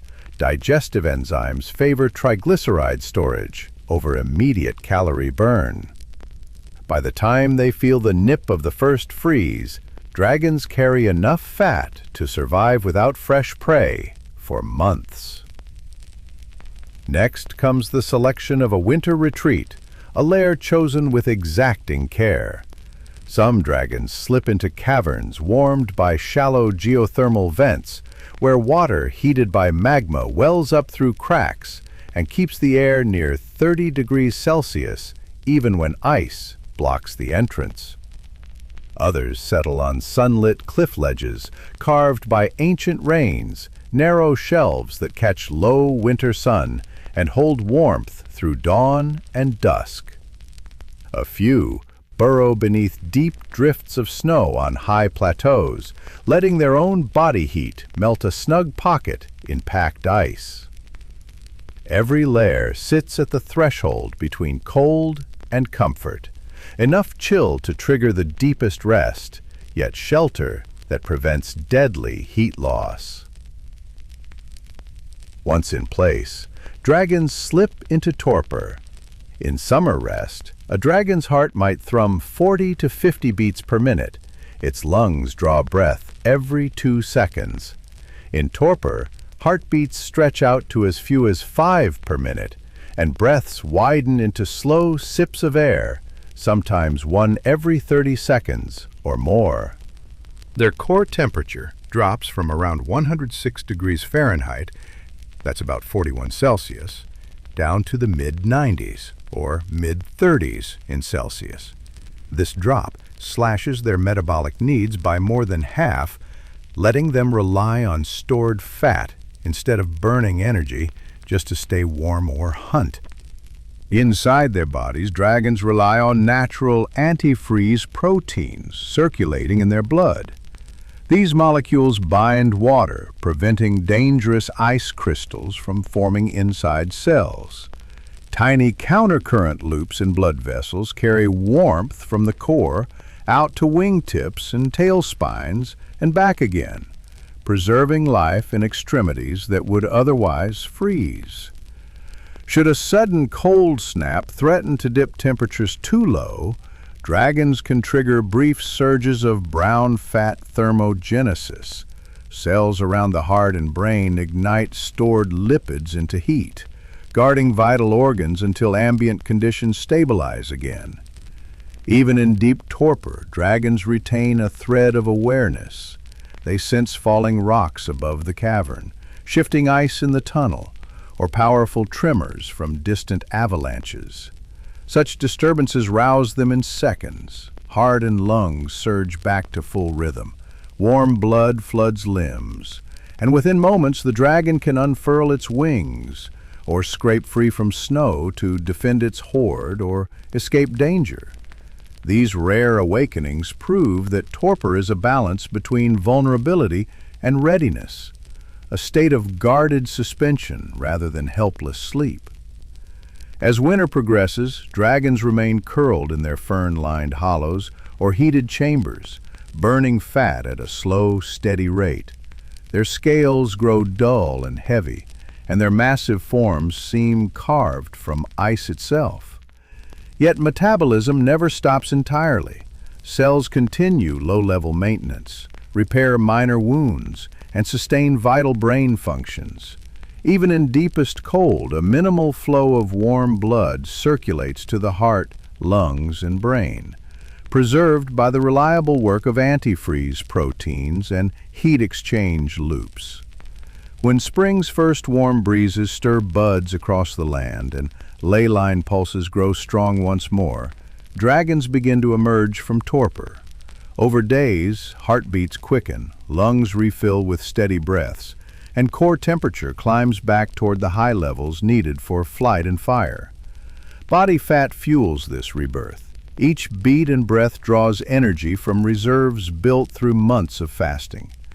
Emerging from hidden layers, dragons shake off lingering chills, stretch sinewy muscles, and test the thawed currents of air for new hunts. But the yearly cycle of torpor is only half the story. Beyond this annual rest, some dragons, especially those of great age or those stirred by massive shifts in the world, enter deep slumber, a far rarer dormancy that can span centuries or even millennia. This prolonged stasis responds to upheavals that reshape climates or magic itself. Massive volcanic eruptions that blanket sunlit skies, shifts in global ley currents that dim the world's pulse, or the dragon's own instinctual urge for renewal after centuries of life. In preparation for deep slumber, a dragon embarks on a great feast, hunting mythical or dying beasts that roam vanishing ecosystems, mammoths lumbering through thawing tundra, enormous brontotheres grazing in shrinking forests, sea serpents drawn close to coasts by shifting tides. Each kill supplies vast stores of fat far beyond what a single winter requires, enough reserves to sustain the dragon through ages. The fasting that follows will be absolute, with no spring renewal until eons have passed. Selection of a deep slumber lair is a matter of legend and lore. Dragons seek hidden calderas, where magma chambers still glow beneath solid rock, ancient catacombs beneath ritual circles of standing stones, or cavernous hollow roots of world trees whose sap heat remains even when seasons change. These sites promise stable warmth for centuries, shelters immune to surface shifts. Often, dragons mark these lairs with resonance stones, natural crystals humming with ley energy, so they can relocate them when the Great Awakening finally comes. Once in deep slumber, a dragon's heart rate fades to a heartbeat each minute, or even pauses for long intervals. Breaths become faint and rare, drawn only every few minutes or longer. Core temperature hovers just above freezing, preserved by antifreeze proteins and rare pulses of brown fat heat around the brain and heart. Blood circulation slows to a bare trickle, enough to carry vital nutrients and heat where most needed, conserving energy stores for the long rest. Within this profound stillness, the dragon's brain remains at a whisper of activity, minimal processes that guard life without waking consciousness. Unlike annual torpor, there are no brief awakenings or dreamlike memories. Deep slumber is a state of near-complete stasis, a suspension of time itself. Dragons enter a living pause, their bodies held in a tapestry of biological safeguards that prevent tissue damage, ice formation, or organ failure. Yet, even in deep slumber, dragons can sense world-shaking events. Tremors from shifting tectonic plates, sudden surges of ley energy, or the approach of powerful magical forces can stir them. Such rare disturbances may rouse a dragon partially, enough to reassess its lair or respond to threats that threaten its survival. In these moments, heart and breath return to brisk rhythms and warmth flows back into limbs, but many dragons choose to slip back into slumber until conditions truly shift. At last, when ley currents realign, or the dragon's instincts call it forth, deep slumber reaches its end. Heart and lungs awaken gradually, breathing deepens and body heat returns. Massive fat reserves fuel this resurgence, restoring muscle strength and scale resilience. Emerging from timeless rest, dragons find landscapes altered by eons. Forests where seas once lay, mountains worn by wind and water, new species having risen and vanished.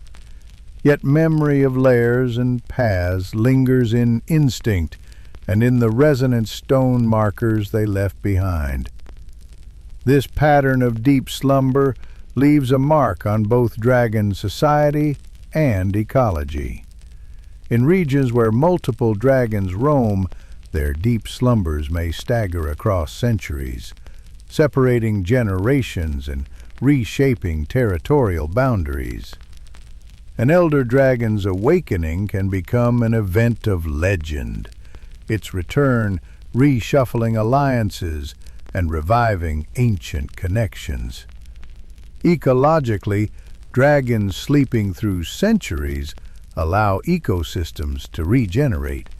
Their great awakening can then cull overgrown prey herds and disperse seeds through wide-ranging flights, renewing habitats.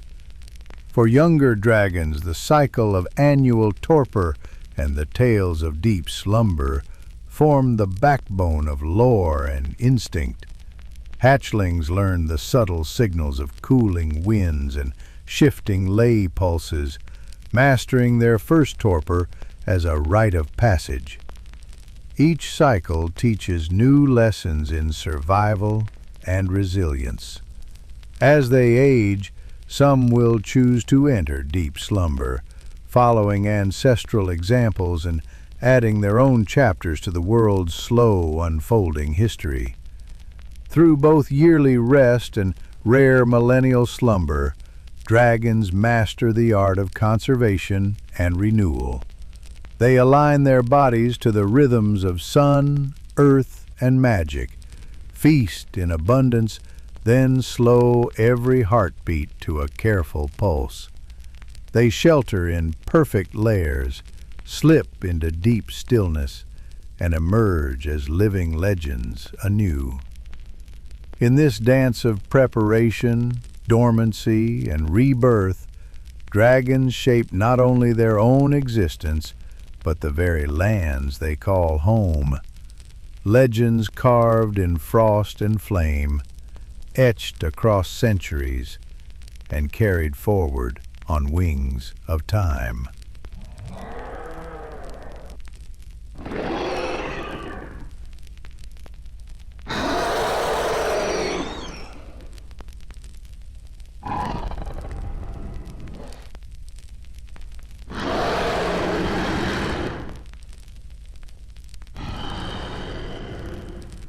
Dragons may sleep, drift, or vanish for years, but the link between them never disappears. It simply moves below the surface. For dragons, communication is not about words. It is about resonance, the feeling behind the motion, the meaning behind the breath. To speak as a dragon is not to move the lips or tongue in the way of mortals. It is to shape the air itself, to bend silence like clay, to allow meaning to settle into space the way fog fills a valley. Dragons are not mute, nor are they loud. When they choose to speak, the result is unforgettable. A fire dragon's voice rolls like distant thunder across mountains, ancient and echoing. An ice dragon's whisper can crack a frozen lake. Forest dragons hum, their sound like bees inside a log, or the creak of bark in wind. Sky dragons are almost entirely silent, communicating through pressure shifts and scentless breezes that pass like ghosts across the skin. But even these vocalizations are only a fragment of how dragons share meaning. They speak in movement, a ripple of wing, a lift of the brow ridge, a tail that sweeps in perfect arcs. Each gesture holds nuance. A sideways eye does not mean suspicion, it means testing. A flicked claw may be boredom or politeness, depending on the air's weight. To misunderstand a dragon's body is to miss the conversation entirely. When two dragons meet, the air changes first. One will lower its head. The other might spiral once before landing. They do not approach directly, they circle. They glide near and apart, sharing space without intrusion. Their opening greeting is not a sound but a synchronizing of rhythm. Wing beats, pulses, blinking rates. If the tempo aligns, a conversation may begin. Some dragons use colors to speak. Their scales are not static. Emotions ripple across them in slow, prismatic waves. A flush of deep amber may mean joy. A brief flicker of silver blue can carry apology. Young dragons flash wildly, unable to control their chromatic tone. Older ones master stillness, a calm, matte tone that hides every thought. The rarest conversations happen between dragons who have known each other a long time. These are silent dialogues, shared entirely through presence. One dragon lands, the other nods. They lie beside each other for a day. Nothing is said, yet everything is exchanged. When they part, each knows what the other felt, needed, feared, hoped.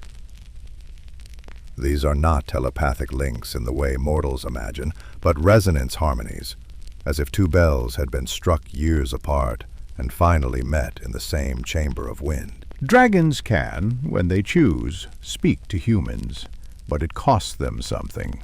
It requires reshaping their thoughts into narrow, brittle lines of sound, collapsing the full sky of their meaning into a single string of syllables. It is uncomfortable, incomplete, sometimes even painful. That is why they speak in riddles, if at all, why their words seem layered and confusing. It's not mischief, it's compression. But communication is not always intentional. Dragons influence the world around them simply by being. Their breath changes air pressure. Their body heat draws winds. Their moods twist cloud patterns or wake dormant seeds. A dragon's presence can inspire dreams in nearby sleepers. Many tales tell of villagers who saw no dragon, but dreamed of one, and woke with answers to questions they never asked aloud. Some scholars believe dragons remember every conversation they've ever had, not just spoken, but sensed. They store meanings the way stones store warmth after the sun sets. This may explain why the oldest dragons go silent, not because they know nothing, but because they contain too much. Every movement becomes a layered sentence, every glance a history. Dragons also communicate across vast distances. They do not use voice but pressure, changes in weather, slight tremors in the earth, subtle shifts in magnetic fields. A dragon may signal its return by altering the wind around a mountain 3 days before it arrives. Others send signs through animal migration, cloud formations, even the blooming of certain flowers. These are not signals meant for humans, but those who pay attention sometimes learn to interpret them. Young dragons in particular chatter constantly, not in voice but in behavior.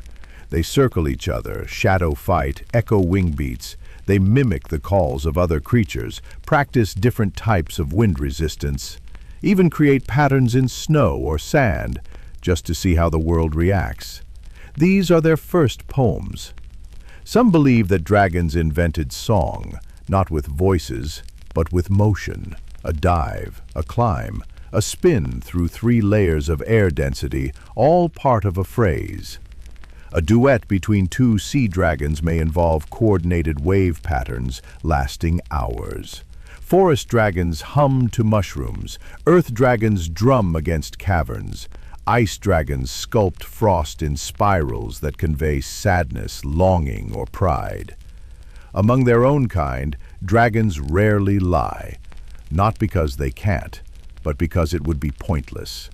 Every part of them communicates, their breath, their gait, their elemental aura. A false message would contradict too many real ones. Instead, when they do not wish to speak, they go still. They withhold heat. They quiet the wind. They return to stone, or sky, or root. Their silence is not absence. It is a boundary. And yet, the most touching moments in dragon communication come not from dominance or mastery, but from vulnerability. A wing lowered in apology, a tail looped gently around another in comfort, a pause when they could fly away, and instead they wait. In that pause, something ancient is shared, something no language can hold, something that says, "I see you, I remember." I remain.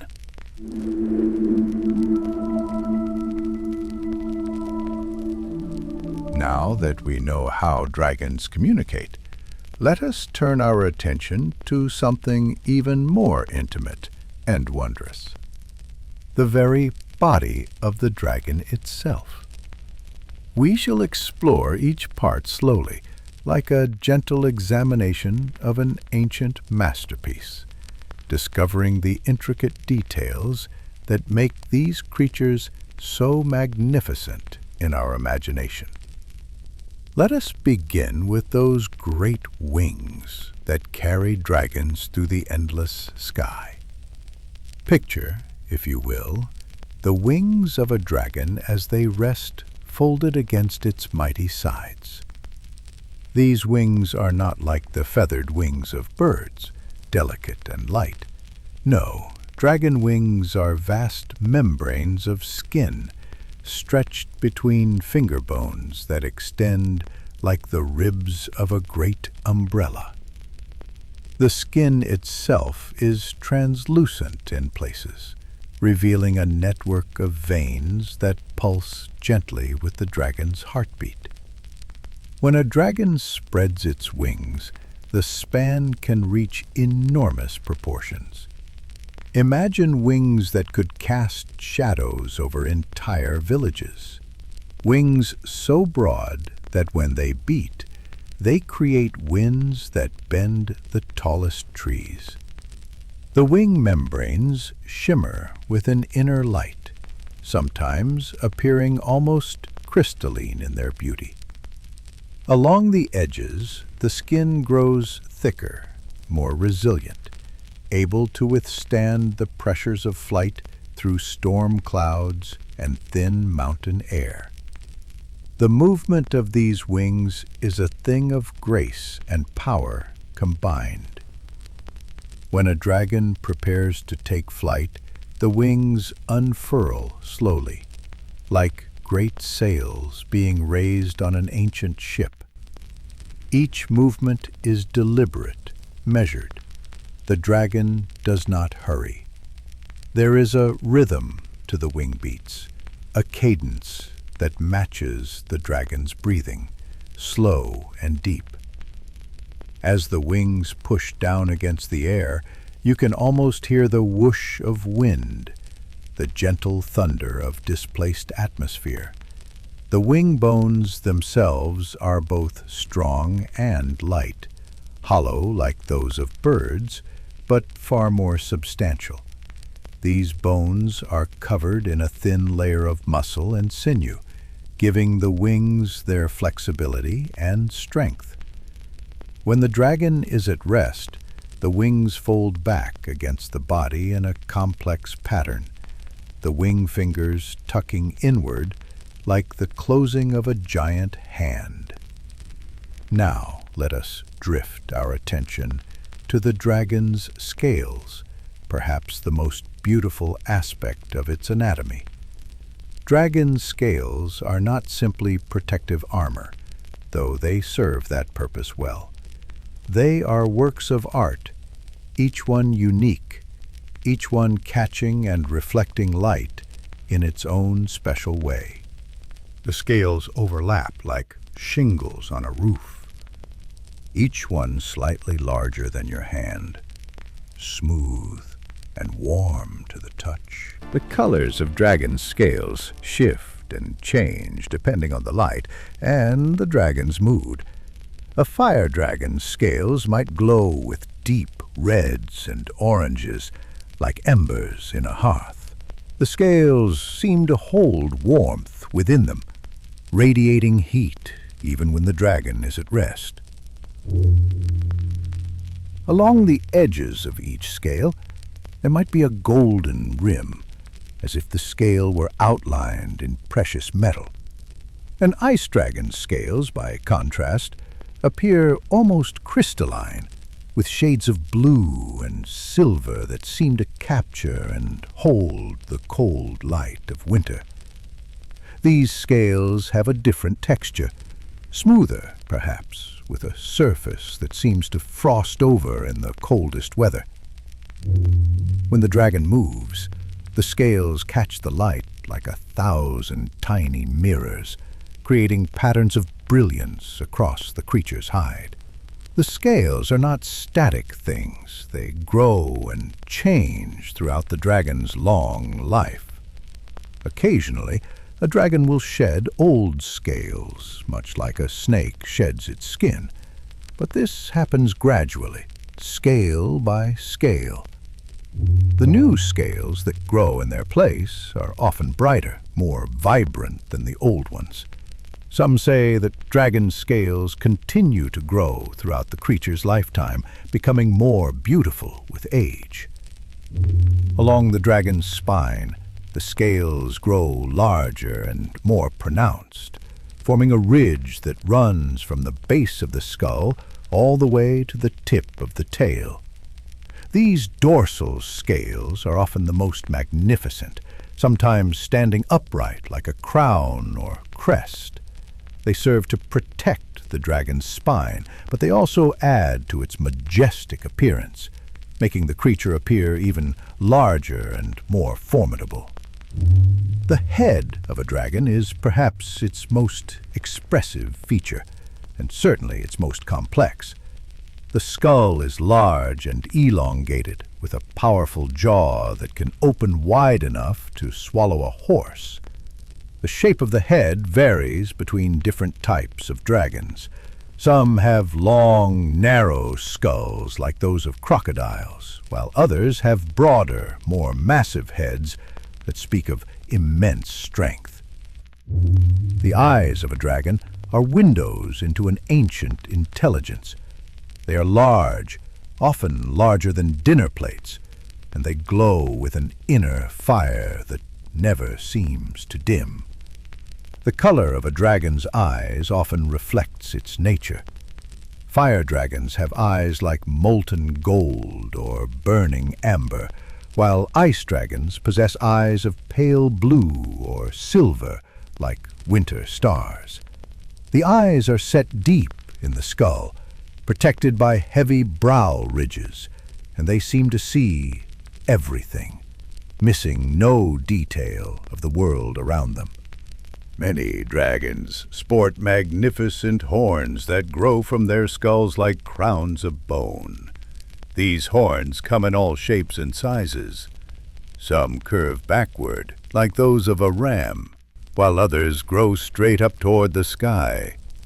Some dragons have multiple horns, creating elaborate arrays that make them appear even more regal and powerful. The horns are not just for show. They serve as weapons when needed, and they also seem to focus the dragon's magical energies. The dragon's snout is long and powerful, filled with rows of teeth that gleam like ivory daggers. These teeth are constantly growing and replacing themselves, ensuring that the dragon's bite remains as formidable as ever. The nostrils are large and flared, capable of detecting scents from miles away. From these nostrils, steam often rises, especially in cold weather, and occasionally small puffs of flame or frost, depending on the dragon's nature. The dragon's tongue is long and forked, like that of a serpent, but much larger. It flicks out to taste the air, gathering information about the world around the dragon. The tongue is sensitive to heat and cold, to the presence of magic, and to the emotions of other creatures. It is said that a dragon can taste fear, can sense the presence of treasure, and can even detect lies through the subtle changes in scent that accompany deception. Now we come to the claws, those magnificent talons that serve as both tools and weapons. Dragon claws are things of beauty and terror combined. They are long and curved, sharp as the finest blades, and harder than the strongest steel.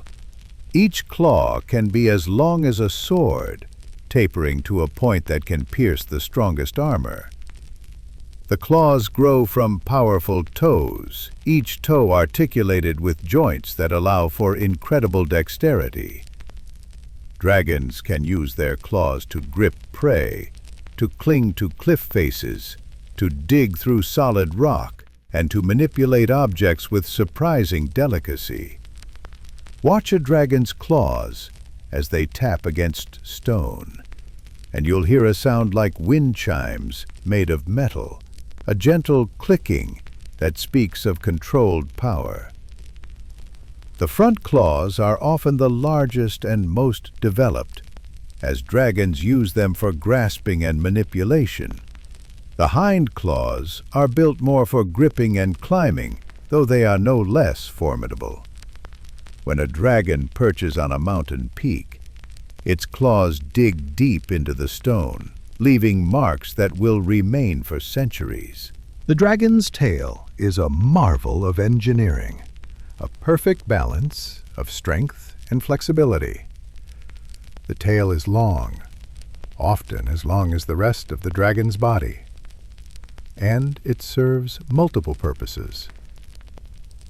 It acts as a rudder during flight, helping the dragon to steer and maintain balance in the air. On the ground, the tail provides stability and can be used as a weapon, capable of sweeping enemies off their feet with a single powerful stroke. The tail tapers gradually, from a thick base to a more slender tip, though even the tip is substantial and powerful.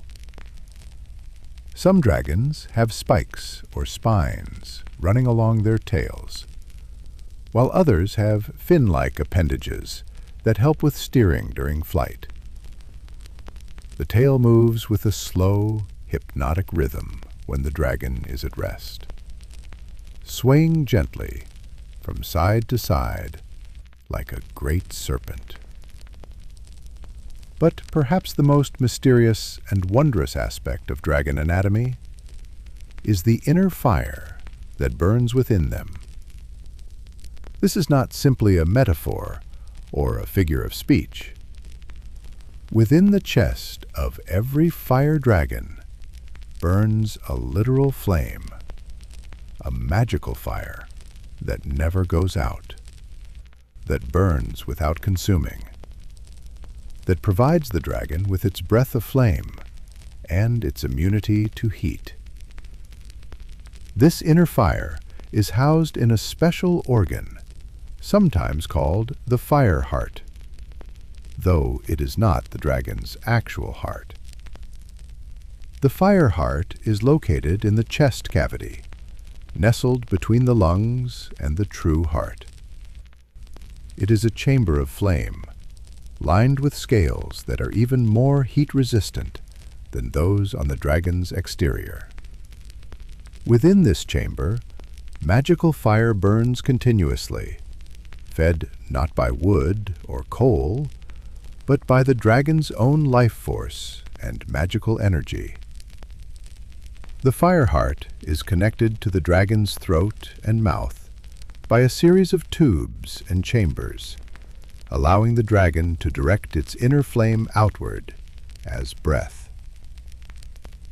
When a dragon prepares to breathe fire, you can see the glow building in its throat, like light building behind colored glass.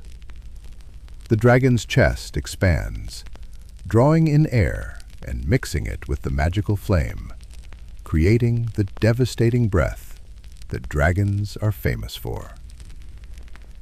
The temperature of this inner fire varies from dragon to dragon. Young dragons have cooler flames, while ancient dragons burn with such intensity that their fire heart can melt stone. The fire is not constant in its intensity. It flickers and dances like any flame, growing brighter when the dragon is angry or excited, dimming when the dragon is calm or sleeping. The process of creating fire is complex and requires careful control. The dragon must regulate the flow of magical energy to the fire heart, must control the mixing of air and flame, must direct the resulting fire through the proper channels. It is an art as much as a biological function, requiring years of practice to master fully. Other types of dragons have similar organs adapted to their particular abilities. Ice dragons have what might be called a frost heart, a chamber that generates magical cold instead of heat. This organ can freeze the air itself, creating the dragon's breath of ice and snow. The frost heart is connected to the dragon's circulatory system, keeping the dragon's blood cold and allowing it to survive in the harshest winter conditions. Earth dragons have a different sort of internal organ, sometimes called the stone heart, which allows them to digest minerals and gems, breaking them down into magical energy. This organ also helps earth dragons to sense vibrations through the ground and to shape stone with their breath.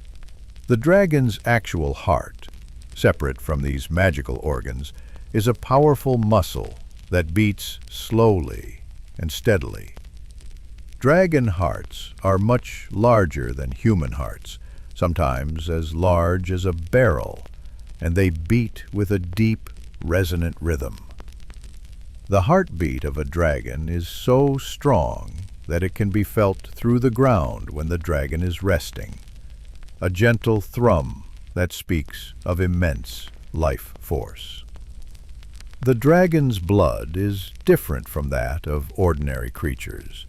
It runs warmer in fire dragons, cooler in ice dragons, and it carries magical properties that help to fuel the dragon's various abilities.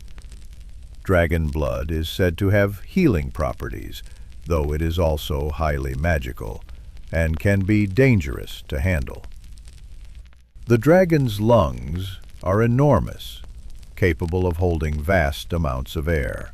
This is necessary not only for the dragon's size, but also for its ability to breathe fire, ice, or other magical substances. The lungs work in conjunction with the dragon's magical organs, mixing air with magical energy to create the dragon's breath weapons. The digestive system of a dragon is remarkably efficient. Dragons can digest almost anything, from meat and plants to gems and precious metals. Their stomachs are lined with scales even tougher than those on their exterior, and their digestive juices are powerful enough to break down the hardest substances. This allows dragons to consume their hoarded treasures if necessary, though they rarely do so, except in times of great need. The dragon's nervous system is highly developed, with a brain that is both large and complex. Dragons are among the most intelligent creatures in legend, capable of thought, planning, and deep contemplation. Their brains are structured differently from human brains, with areas devoted to magical perception and control that humans do not possess. The dragon's senses are extraordinarily acute. Their eyesight is sharp enough to spot a mouse from miles away. Their hearing can detect the faintest whisper, and their sense of smell is so sensitive that they can track a scent for days.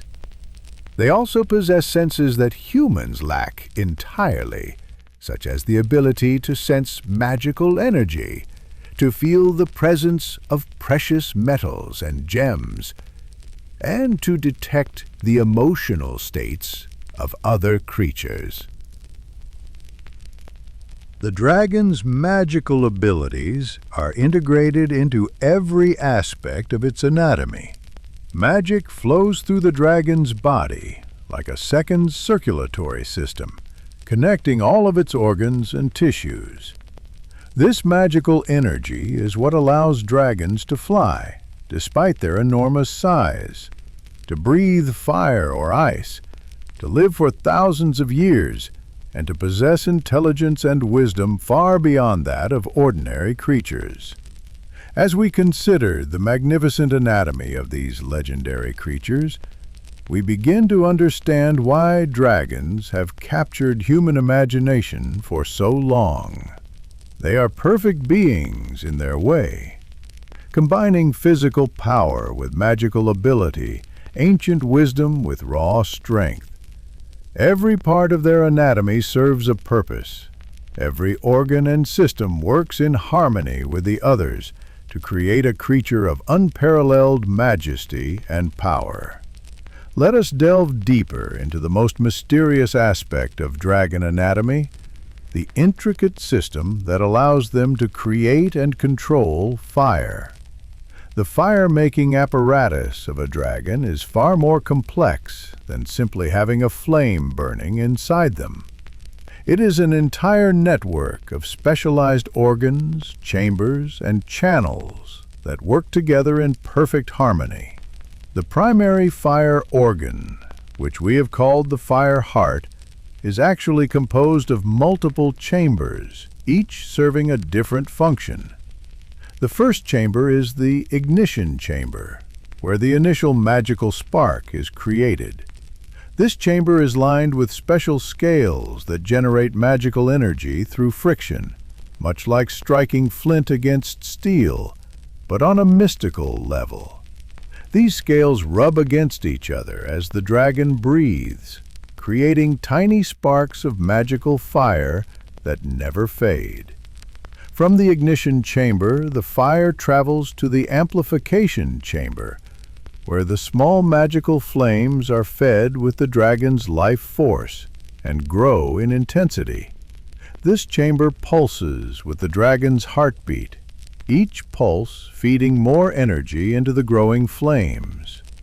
The walls of this chamber are covered in crystalline formations that focus and concentrate the magical energy, much like a lens focuses sunlight.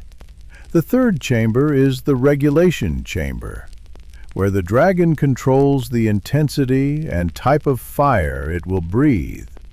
This is where the dragon's will and intelligence come into play.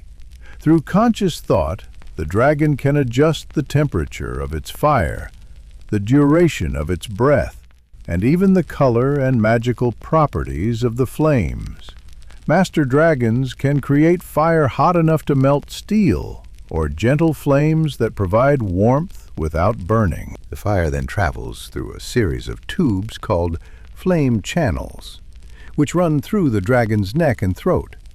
These channels are lined with heat-resistant scales and are surrounded by cooling chambers filled with a special fluid that prevents the fire from damaging the dragon's own tissues.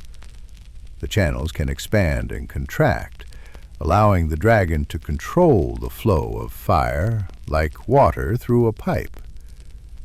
At the base of the dragon's throat lies the breath chamber, the final station before the fire leaves the dragon's body.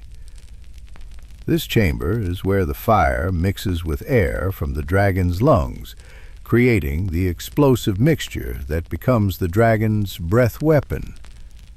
The chamber has specialized muscles that can compress the fire and air mixture, creating more pressure and thus more powerful flames.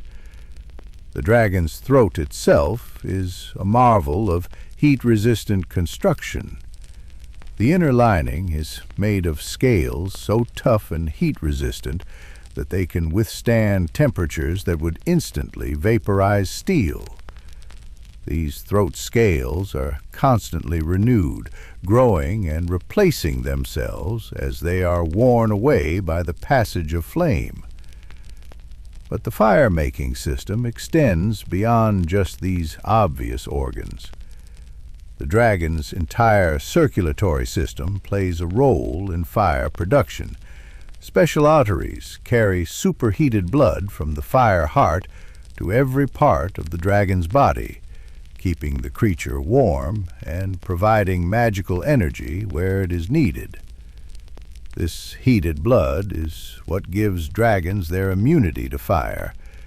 and their ability to survive in environments that would be lethal to other creatures. The dragon's diet also plays a crucial role in fire production. Dragons must consume certain minerals and magical substances to keep their internal fires burning. They seek out sulfur, coal, and certain crystalline formations that contain magical energy. When these substances are digested, they are broken down by powerful stomach acids, and the resulting magical compounds are absorbed into the bloodstream and carried to the fire heart. The process of maintaining the inner fire requires constant attention from the dragon's body. Special glands produce oils that help regulate the burning process, preventing the fire from burning too hot or too cold.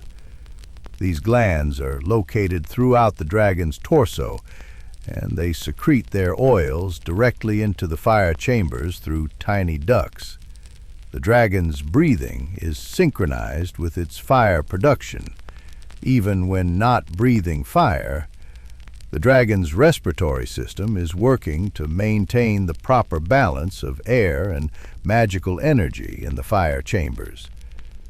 The dragon breathes more slowly than other creatures, taking deep, measured breaths that allow for maximum control over the fire-making process. Young dragons must learn to control their fire-making abilities, and this learning process is both fascinating and dangerous. Newly hatched dragons often produce weak, sputtering flames that barely warm the air. As they grow and practice, their control improves, but teenage dragons are notorious for accidentally setting things ablaze when they become excited or frightened. The emotional state of a dragon has a direct effect on its fire production. When a dragon is angry, its fire burns hotter and brighter. When it is content and peaceful, the inner flames burn steadily and warmly. When a dragon is sad or depressed, its fire may dim considerably, and in extreme cases, it may even go out temporarily, though this is said to be extremely dangerous for the dragon's health. The fire-making system also ages along with the dragon. Ancient dragons develop more complex flame chambers, additional regulation mechanisms, and the ability to produce different types of fire. Some ancient fire dragons can breathe flames of different colors, each with its own properties. Blue flames that burn cold, green flames that never go out, white flames that burn through magical protections. The magical nature of dragon fire means that it behaves differently from ordinary flame. Dragon fire can burn underwater, can melt stone but leave wood untouched, can burn away curses and magical enchantments. The fire contains the dragon's own magical essence, and thus carries some of the dragon's intelligence and will. When a dragon dies, its fire heart continues to burn for some time after death, gradually cooling and dimming until it finally goes out. The crystalline formations within the fire chambers often survive the dragon's death and are highly prized by those who practice fire magic. These dragon fire crystals retain some of the heat and magical properties of the original flames. The sound of a dragon's internal fire is something rarely mentioned in tales, but those who have been close to a peaceful dragon describe a low, constant humming, like the sound of a great furnace heard from far away. This humming changes in pitch and intensity based on the dragon's activities and emotional state, creating a sort of internal music that reflects the dragon's inner life. The dragon's body is a temple of natural engineering, a masterpiece of both evolution and magic. From the tips of their mighty wings to the end of their powerful tails, from their ancient eyes to their beating hearts, from their complex fire-making organs to their heat-resistant scales, dragons represent the pinnacle of what we imagine strength and beauty can be. They are creatures of legend, but in our minds, they are as real and as detailed as any living thing, their anatomy mapped out in our dreams and stories with loving care and endless fascination.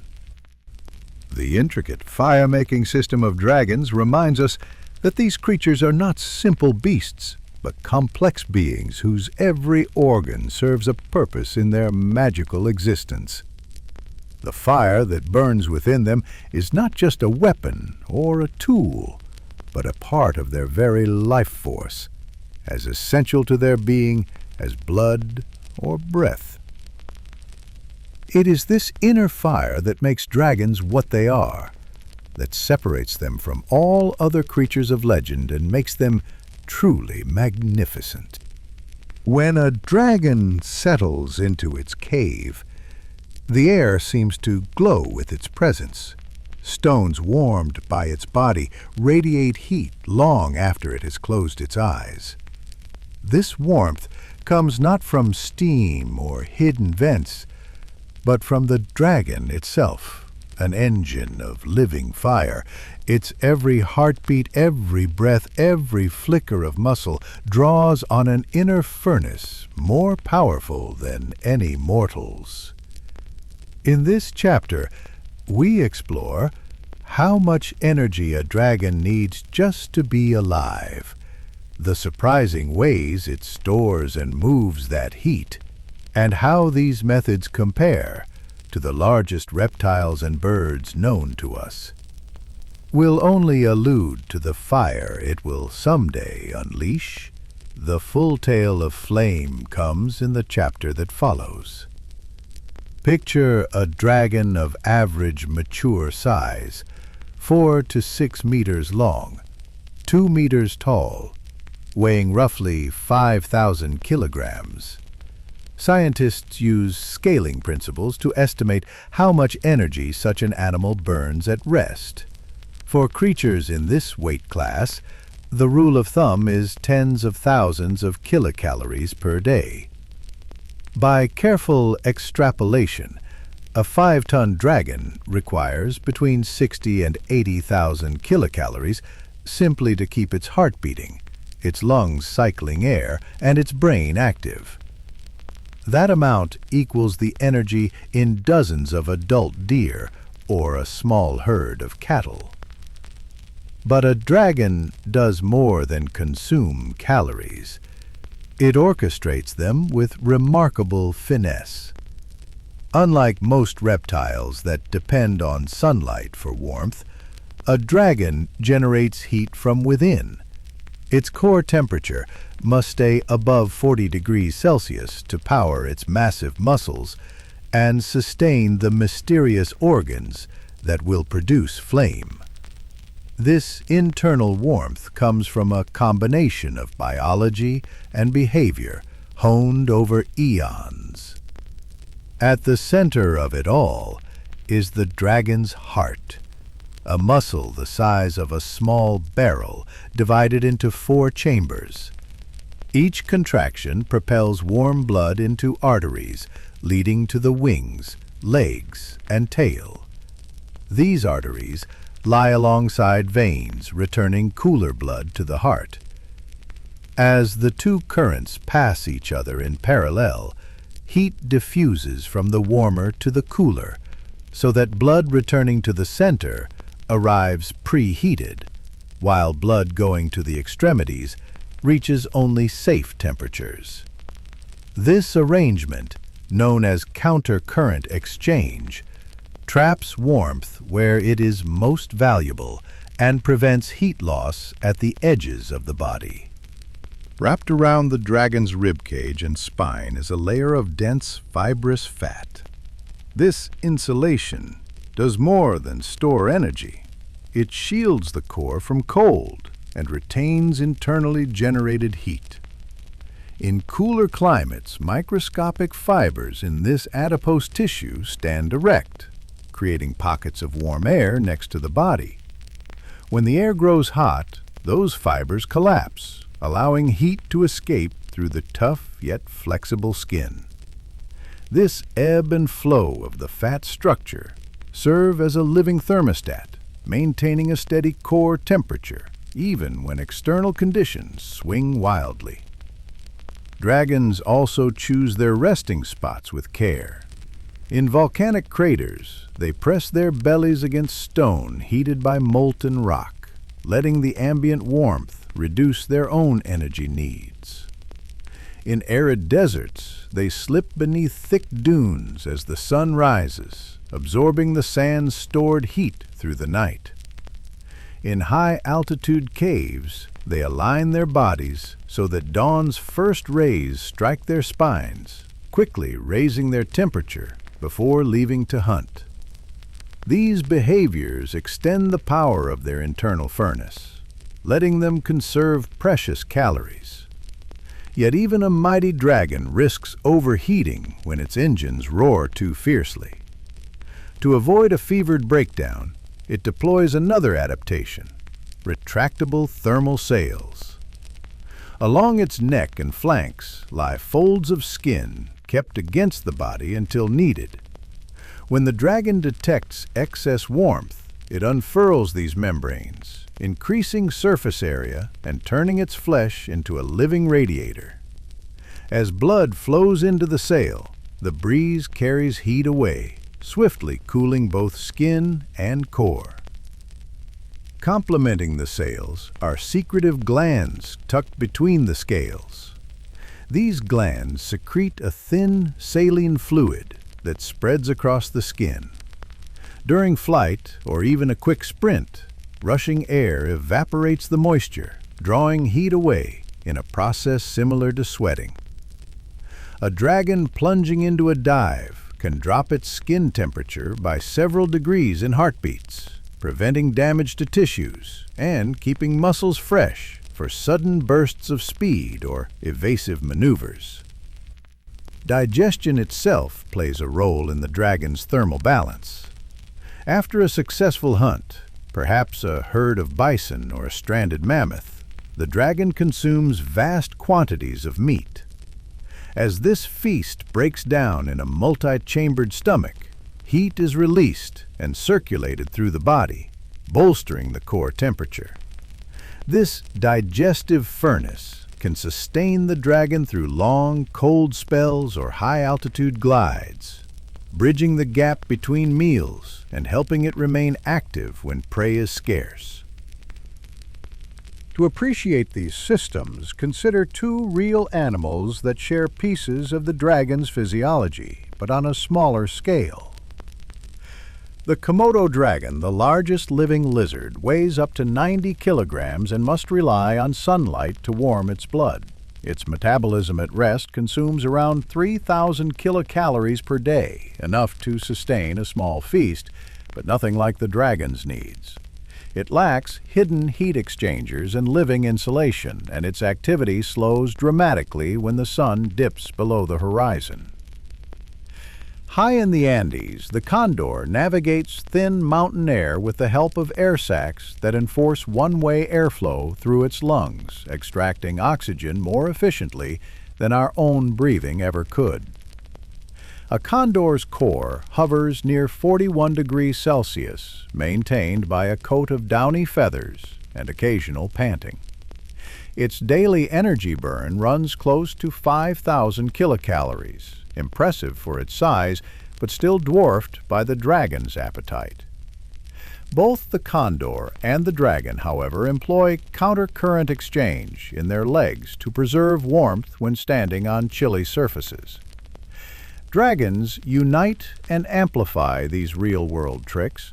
Their bulk slows heat loss because larger bodies shed warmth more slowly. Volume grows faster than surface area as size increases. This thermal inertia means a dragon's mass acts like a battery, holding heat through long winters or cool nights. It layers countercurrent vessels and living insulation over that bulk, unites them with thermal sails and evaporative glands, and tunes its behavior, basking, nesting, gliding, to match the landscape's temperatures. Yet balance remains critical. Too little heat, and the dragon's muscles stiffen, its reflexes dull. Too much, and proteins in its cells risk denaturing. To manage extremes, dragons sometimes plunge into hidden alpine lakes or steaming hot springs.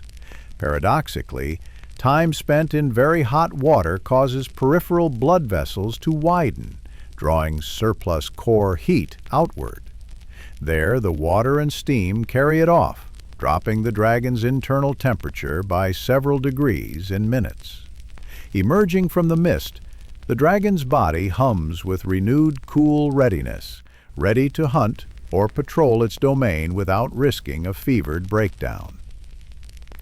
All these adaptations, enormous caloric intake, countercurrent exchangers, living insulation, thermal sails, evaporative glands, strategic resting, and digestive heat, combine to form a single, seamless system. A dragon operates with a steady core above 40 degrees Celsius, yet its skin never blisters, its muscles never seize, and its wings never stiffen. It breathes, it thinks, it dreams, all fueled by this living furnace. When a dragon awakes before dawn, its first sight is not mere shapes and colors, but the faint glow of warmth. In the dim light of its cavern, every living creature appears as a soft ember against the cold stone. A sleeping deer, curled beneath a bush, shines like a drifting coal. Even the dragon's own tail tip glows where it presses into the ground. This ability comes from special cells at the back of its eyes. Those cells detect infrared radiation or heat and send a clear map of warmth straight to the dragon's mind. In darkness, where mortal eyes see nothing, the dragon can move without a stumble. As the dragon steps outside, it breathes deeply and reads the air like an open book. Its nostrils open wide, guiding each breath through winding passages lined with fine hairs and moist walls. Those chambers capture scent molecules and hold them long enough for the dragon's receptors to identify them one by one. From the scent of crushed pine needles, it knows a forest lies close by. From the trace of iron, it knows blood is near. From the faint drift of sulfur, it senses volcanic vents below. In a single breath, the dragon learns which animals pass through, how recently they traveled, and even which rival dragons may have marked the same paths. High above the treetops, the dragon's hearing comes alive. Its ear openings lead into spiral tunnels lined with thousands of sensitive hairs. These hairs vibrate at frequencies far below and far above what humans can hear. Deep rumbles from distant herds shake the earth and pass through stone to reach the dragon's inner ear. High-pitched calls of tiny insects or birds shimmer in its hearing like distant bells. The dragon can detect the slow drip of melting ice in a hidden cavern, or the soft scrape of a rabbit's foot against dry leaves. This wide range of hearing turns the world into a symphony of subtle signals. None of these senses stands alone. As the dragon circles above a meadow, it sees the faint heat glow of a grazing elk, then drifts downwind until the breeze carries the animal's musky scent. A final listen for the soft crack of twigs tells the dragon exactly when and where to strike. By the time it drops from the sky, the elk feels only a faint breeze and a sudden shadow. In that moment, sight, smell, and sound merge into a single, precise tool of the hunt. After securing its prey, the dragon's senses guide it to the ideal resting spot. By infrared vision, it locates sun-warmed rocks that cradle its belly. By scent, it finds caves fed by hidden hot springs that keep the air near 30 degrees Celsius. By hearing, it tracks the gentle drip of water seeping through stalactites. These features shape the dragon's choice of lair, and reduce the energy it must spend on staying warm or cool. During flight, the dragon's senses extend even further. From high altitudes, its infrared vision picks out the heat signatures of herds moving across distant plains. Its sense of smell can detect the distance of those herds by tracking scent gradients carried on wind currents. Its hearing reads low-frequency rumbles from miles away, revealing the paths taken by large animals. In this way, a dragon can plan a long-range hunt without ever seeing its prey directly. The air above the lines carries faint mineral scents, and underground rumbles echo along the same routes. Guided by these hidden markers, dragons cross mountains and oceans, landing only at lairs that lie along the currents they follow. Even during rest, a dragon's senses remain alert. It can feel the faintest change in chamber temperature as another creature enters its lair. It can smell the approach of rain from miles away and prepare to seal its cave against flooding. It can hear the distant crack of branches under a roaming band of intruders, then rise silently to scan the air. These constant readings keep the dragon safe and aware long after its heart and lungs slow for sleep. When a dragon sleeps, its mind replays the sensory journeys of the day. It dreams in patterns of heat, scent, and sound, revisiting hidden springs, remote herds, and rival dragons' markings. These dreams reinforce memory maps in the dragon's brain, sharpening its skills for tomorrow's flight. Each memory layer links a place to its unique mix of warmth, fragrance, and echo. Dragons also use their senses to communicate across vast distances. They send infrasonic calls, low-frequency rumbles below 20 hertz, that travel through earth and rock. Other dragons feel these calls as faint vibrations and respond in kind. By scent, dragons mark their paths with secret pheromones in their glands, leaving chemical messages on rocks and trees. By heat, they may create warm currents along cliff faces that other dragons read with their infrared vision.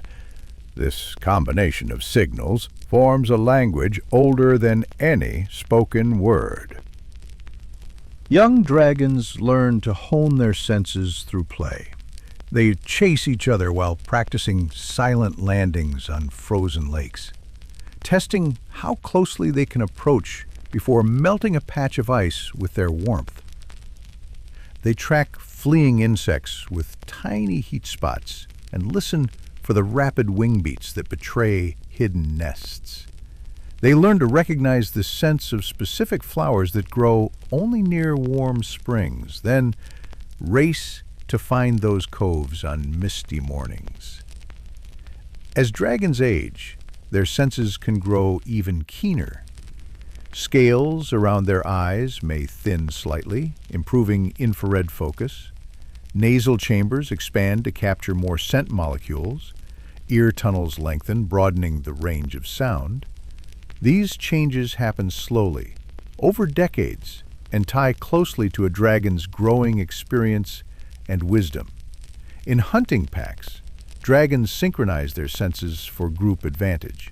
One dragon may scan the ground for heat signatures, another drifts downwind to gather scent, and a third listens for hidden movement.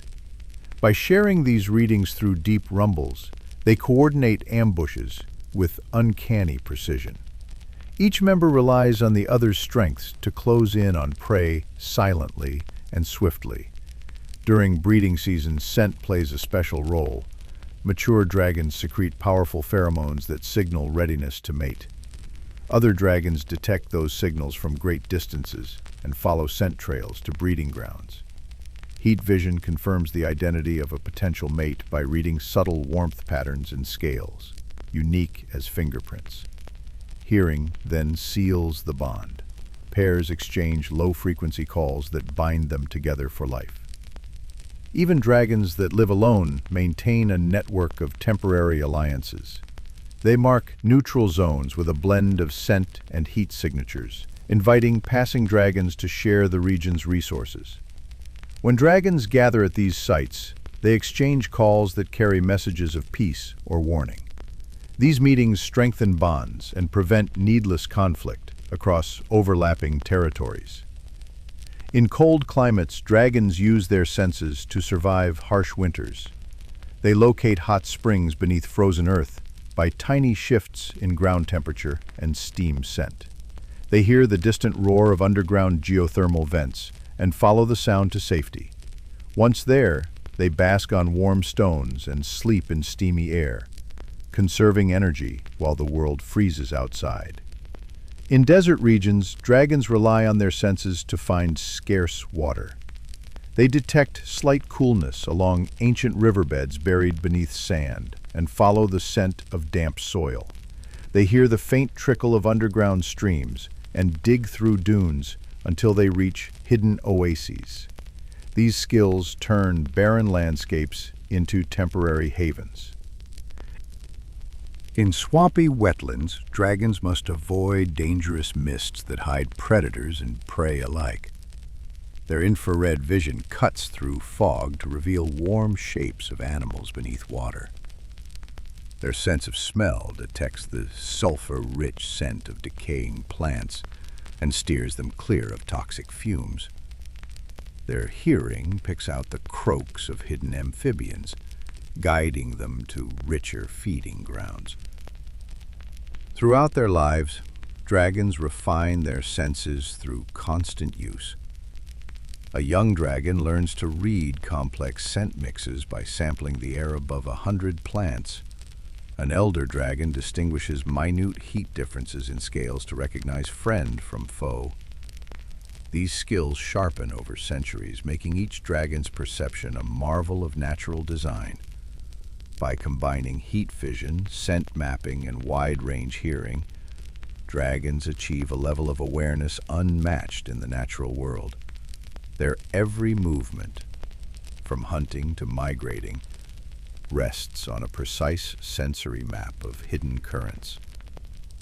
These gifts guide them through varied lands, mountains, deserts, swamps, forests, and volcanic plains. Each place offering its own mix of warmth, fragrance, and echo. In the hidden depths of caverns and on high, wind-swept peaks, dragons rely on these senses to claim territory, find mates, and secure lairs. In peace and in war, they navigate by heat, scent, and sound alone. No other creature on Earth matches their ability to read the world's secret signals. In the dragon's domain, every breath, every vibration, every flicker of warmth tells a story waiting for those equipped to hear it.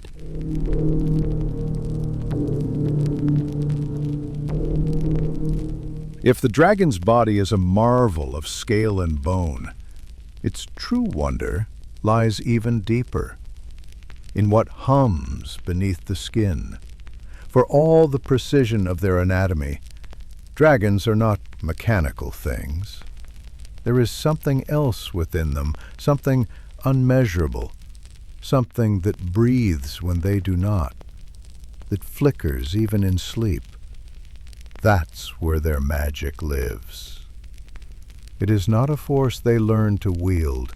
It is not studied or summoned. For dragons, magic is a presence, quiet and enormous, a second heart, a deeper breath. It exists alongside their body, layered over every movement, like mist that never quite lifts. You cannot separate a dragon from its magic any more than you can separate flame from warmth. Their magic is not always visible. It does not crackle or sparkle unless they want it to.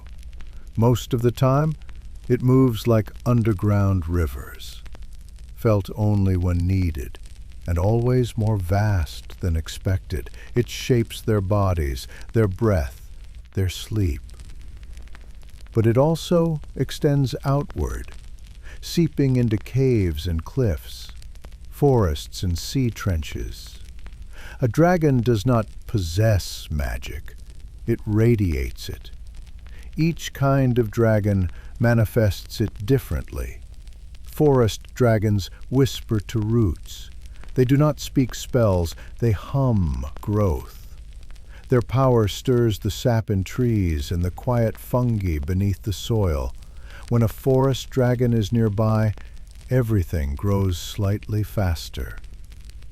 Moss reaches up to touch its belly.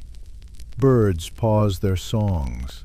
The ground itself seems to breathe deeper. Ice dragons work with stillness. Their magic is not about movement but containment.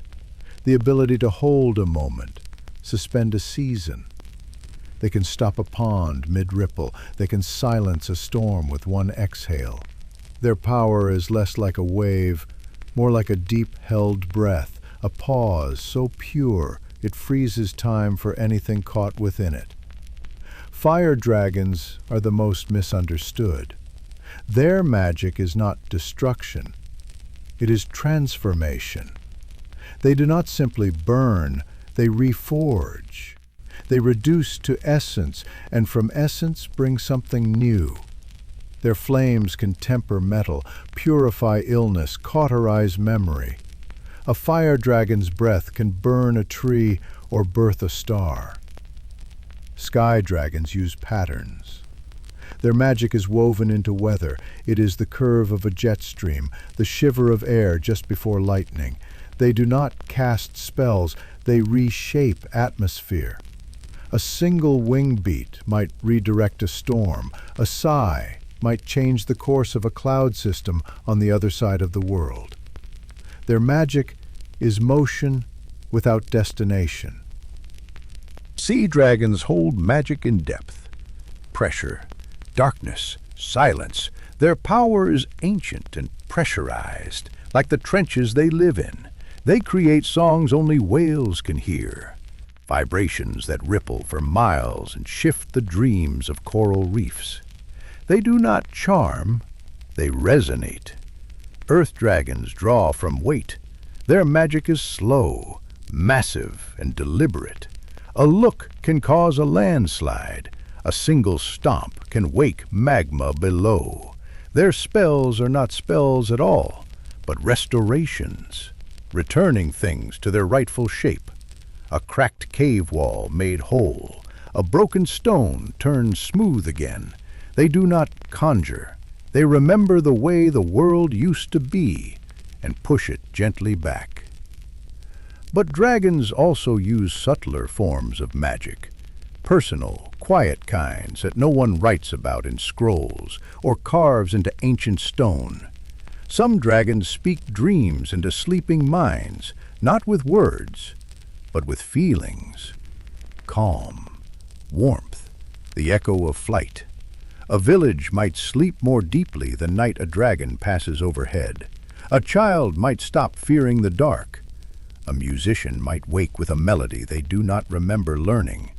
These are not spells.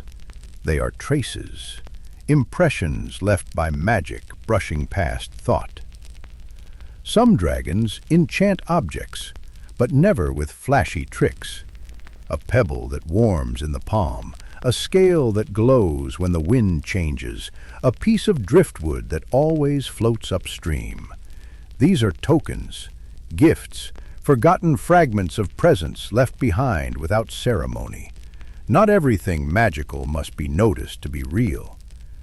Dragons also use ritual, but not in the structured sense mortals understand.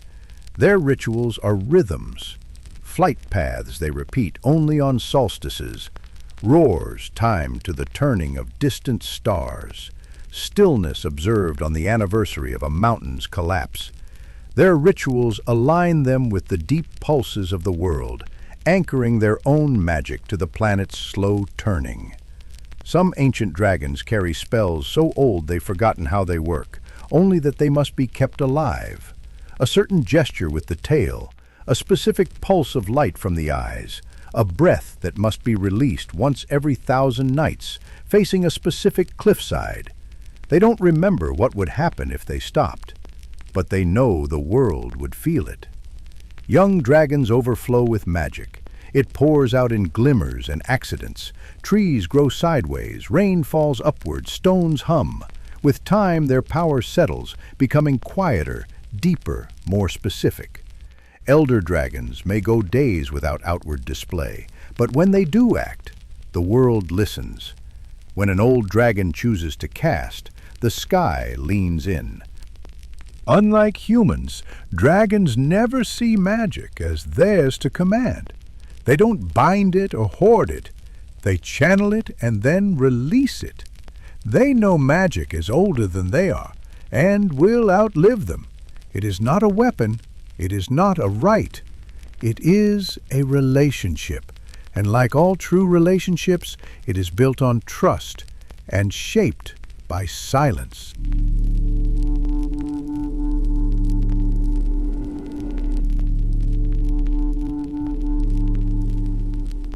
Magic flows through dragons, yes. But where does it go when they sleep? When they coil in a warm den or drift beneath the sea, when their eyes close and their breath slows, the magic does not dim. It deepens. It folds inward, and from that folding, dreams begin. Dragons' sleep is not escape. It is travel. They do not merely rest their bodies.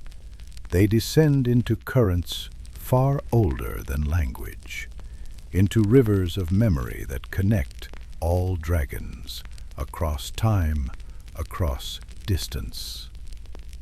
In sleep, a dragon might visit a mountain it has never seen, speak with a voice long extinguished, or see stars that have not yet appeared in the sky. These are not just dreams. They are remembrance.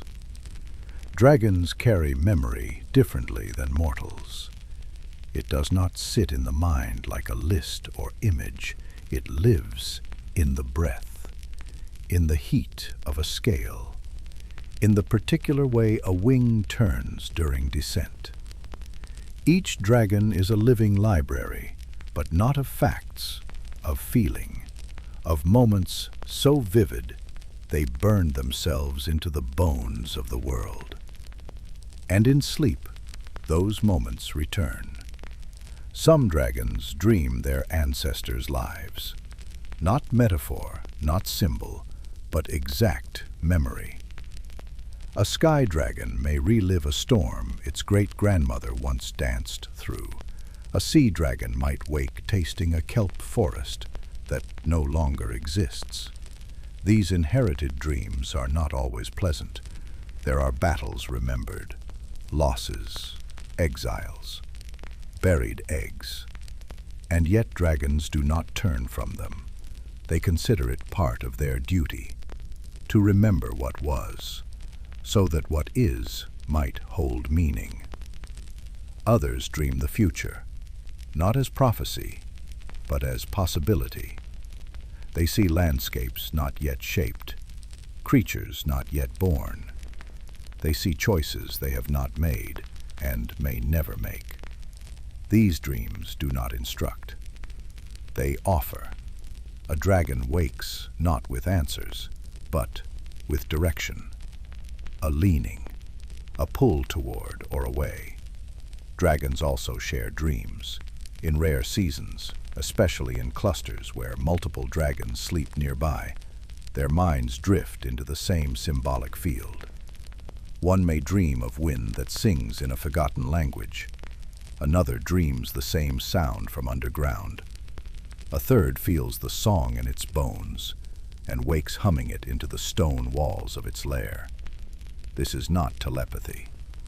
It is alignment, like raindrops that happen to fall in the same pond, creating overlapping rings. Some say this is how dragons pass on their ethics, not by rules or stories, but by dream logic. They dream what justice feels like, what mercy smells like, what happens when too much fire is loosed too fast. Young dragons who sleep beside elders often wait changed, more careful, more quiet, more watchful of their own breath. They do not say why. They simply felt it. The most sacred dreams are those of the first fire, the original spark from which dragons believe they were born. Not all dream it. Those who do never speak of it directly. Only that there was a song, a weightless heat, a recognition. These dreams mark a turning in a dragon's life. From that point forward, they grow slower. Their thoughts go deeper. Their scales change shade. They begin to remember, not just for themselves, but for the world. Not all dragon dreams are cosmic or mythic. Some are intimate. A soft cave from hatchling days, a broken antler gifted by a deer long gone, the warmth of a parent's side, long since cold. Dragons grieve in dreams too. They revisit the lost. They mourn by remembering. And when they wake, they may fly differently. They may sing, or carve something, or visit a place that no longer holds purpose, except in memory. Some dragons mark their dreams in stone or sky, spiral carvings in unreachable cliffs, patterns left in sand dunes or cloud banks, not messages for others, but echoes, placed in the waking world to anchor what was felt in sleep. Scholars have tried to decode them, but perhaps they are not meant to be read. Perhaps they are just notes to the self, left by a version of the dragon that only exists when eyes are closed. Dragons who sleep for long periods, decades, centuries, often wake with entire eras inside them. They might speak words from extinct languages. They may recognize stars that humans haven't mapped. Their eyes hold layers. Their silence carries weather patterns no longer present. These dragons are strange even to others, revered but distanced. They walk the world slightly out of sync, trailing history like mist. There are places where dragon dreams pool, not just in caves or clouds, but in the land itself. Forests where time feels folded, lakes that reflect memories instead of faces. These places hum, not with sound, but with recollection. Travelers say they feel calm there, or weep for no reason. Birds avoid them. Deer kneel beside them. Even wind moves slower in those places. These are not shrines. They are sleep echoes, imprints of dragon dreams pressed into earth.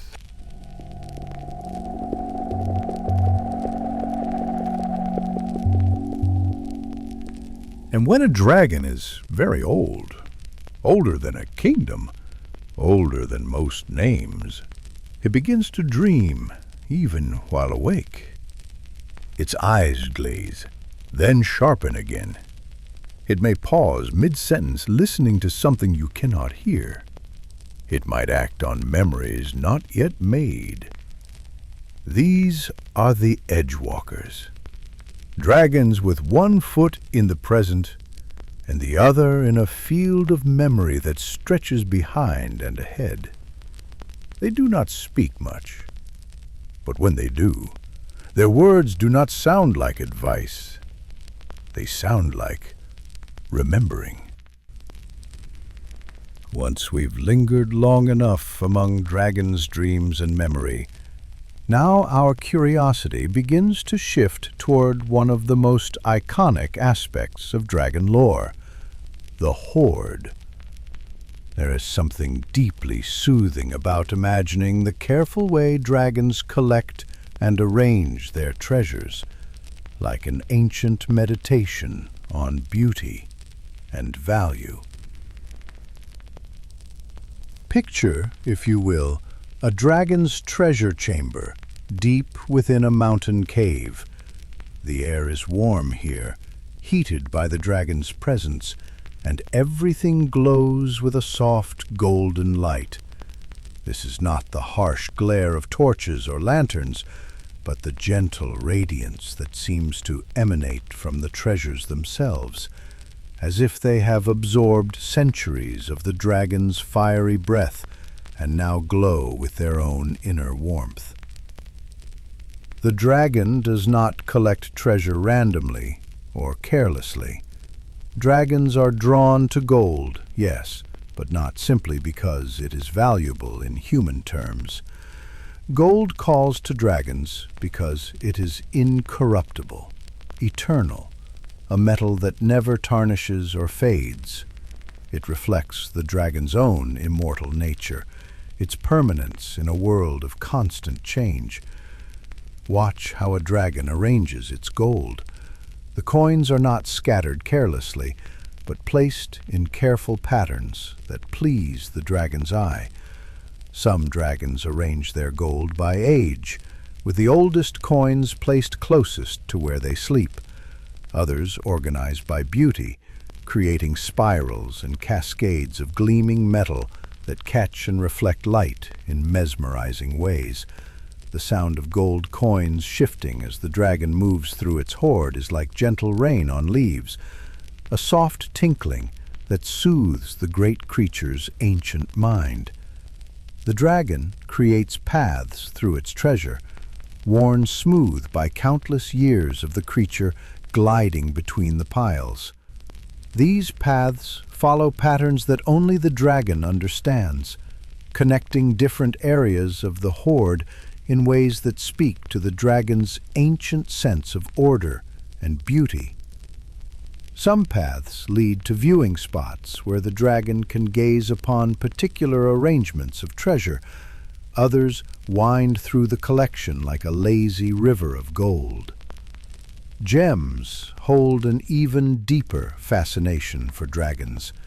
Each precious stone is like a captured star, holding light and color in its crystalline heart. Dragons can spend hours gazing into a single perfect ruby, seeing depths and mysteries that escape human perception. They arrange their gems with the care of a master artist, creating patterns of color and brilliance that would take your breath away. The dragon knows each gem individually, can tell you the story of how it was formed deep in the earth, can describe the way light plays through its faceted surface at different times of day. Emeralds are often favored by forest dragons, their green depths reminding the creatures of deep woodlands and growing things. Sapphires call to ice dragons, their blue fire echoing the cold flames that burn within these arctic beasts. Diamonds appeal to all dragons, for they are the hardest of stones, nearly indestructible, like the dragons themselves. Some dragons create elaborate gem gardens, where precious stones are arranged to catch and reflect light in spectacular displays. Rubies might be clustered like roses, their red fire blooming in the gentle warmth of the cave. Sapphires could be arranged like a field of blue flowers, their cool light creating patterns of shadow and brilliance across the cave walls. Emeralds might form flowing streams of green light, winding between the mountains of gold. But dragons do not collect only gold and gems. Their hoards contain relics and artifacts, items of power and beauty that have caught their ancient eyes. A dragon might treasure a perfectly crafted sword, not for its use as a weapon, but for the skill and artistry that went into its making. The blade might be etched with intricate patterns, the hilt wrapped in leather that has grown soft with age, the pommel set with a single perfect stone. They collect ancient books bound in leather and written in forgotten languages, their pages filled with knowledge that has been lost to the world above. These books are arranged carefully on shelves carved from the living rock of the cave, protected from moisture and time by the dragon's careful attention. The dragon reads these books slowly, savoring every word, understanding languages that have not been spoken for centuries. Mirrors fascinate dragons, particularly those that show not reflections, but visions of distant places. A dragon might own a mirror that shows the depths of the ocean, another that reveals the heart of a distant forest, a third that displays the auroras dancing in the far northern sky. These mirrors are positioned throughout the hoard so that the dragon can gaze into them while resting, watching the world beyond its cave without leaving the comfort of its treasure chamber. Crowns and circlets hold special meaning for dragons. These symbols of power and authority appeal to the dragon's sense of majesty and order. Some dragons have collections of crowns from different kingdoms and different ages, each one representing a different concept of rulership and power. The dragon studies these crowns, learning about the civilizations that created them, understanding the rise and fall of kingdoms through the craftsmanship and materials of their royal regalia. Each item in the hoard tells a story, and dragons are great lovers of stories. They remember where each treasure came from, who owned it before, and what legends surround it. The hoard is not just a collection of valuable objects, but a library of memories, a museum of history that spans centuries or even millennia. The dragon is the curator of this collection, the keeper of these stories, ensuring that the memory of beautiful and significant things is preserved. The way a dragon guards its treasure is both fierce and tender. The dragon knows every single item in its collection, can sense if even one small coin has been moved or taken. The creature circles its hoard regularly, not out of greed or paranoia, but out of love and protectiveness. These treasures are the dragon's companions, the beautiful objects that fill its long, solitary hours with wonder and contemplation.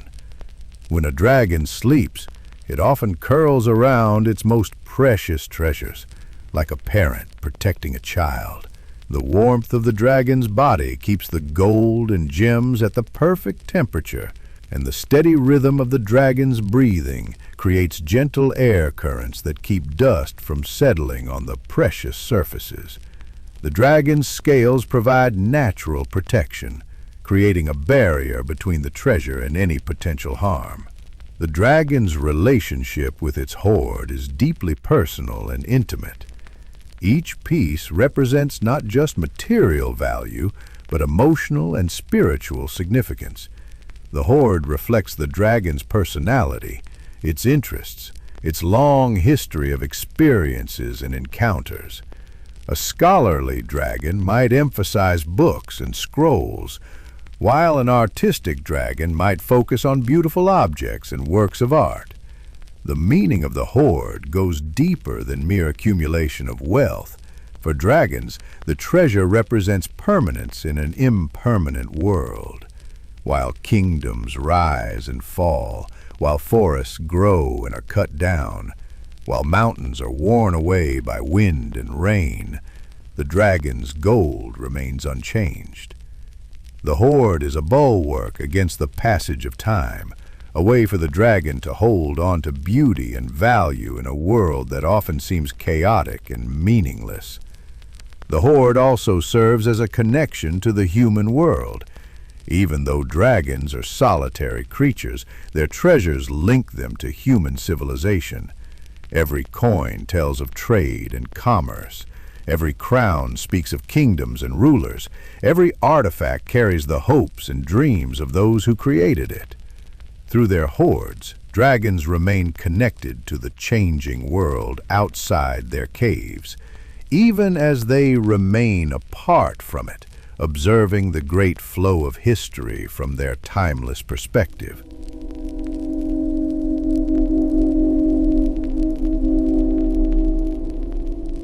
Not all dragons leave bones behind, but they leave names. In every corner of the world where fire meets stone or storm meets silence, someone tells a story. Of a creature too big to understand, of a shape in the sky, of a roar that split trees, or a shadow that left behind only glass. These are not metaphors. These are records.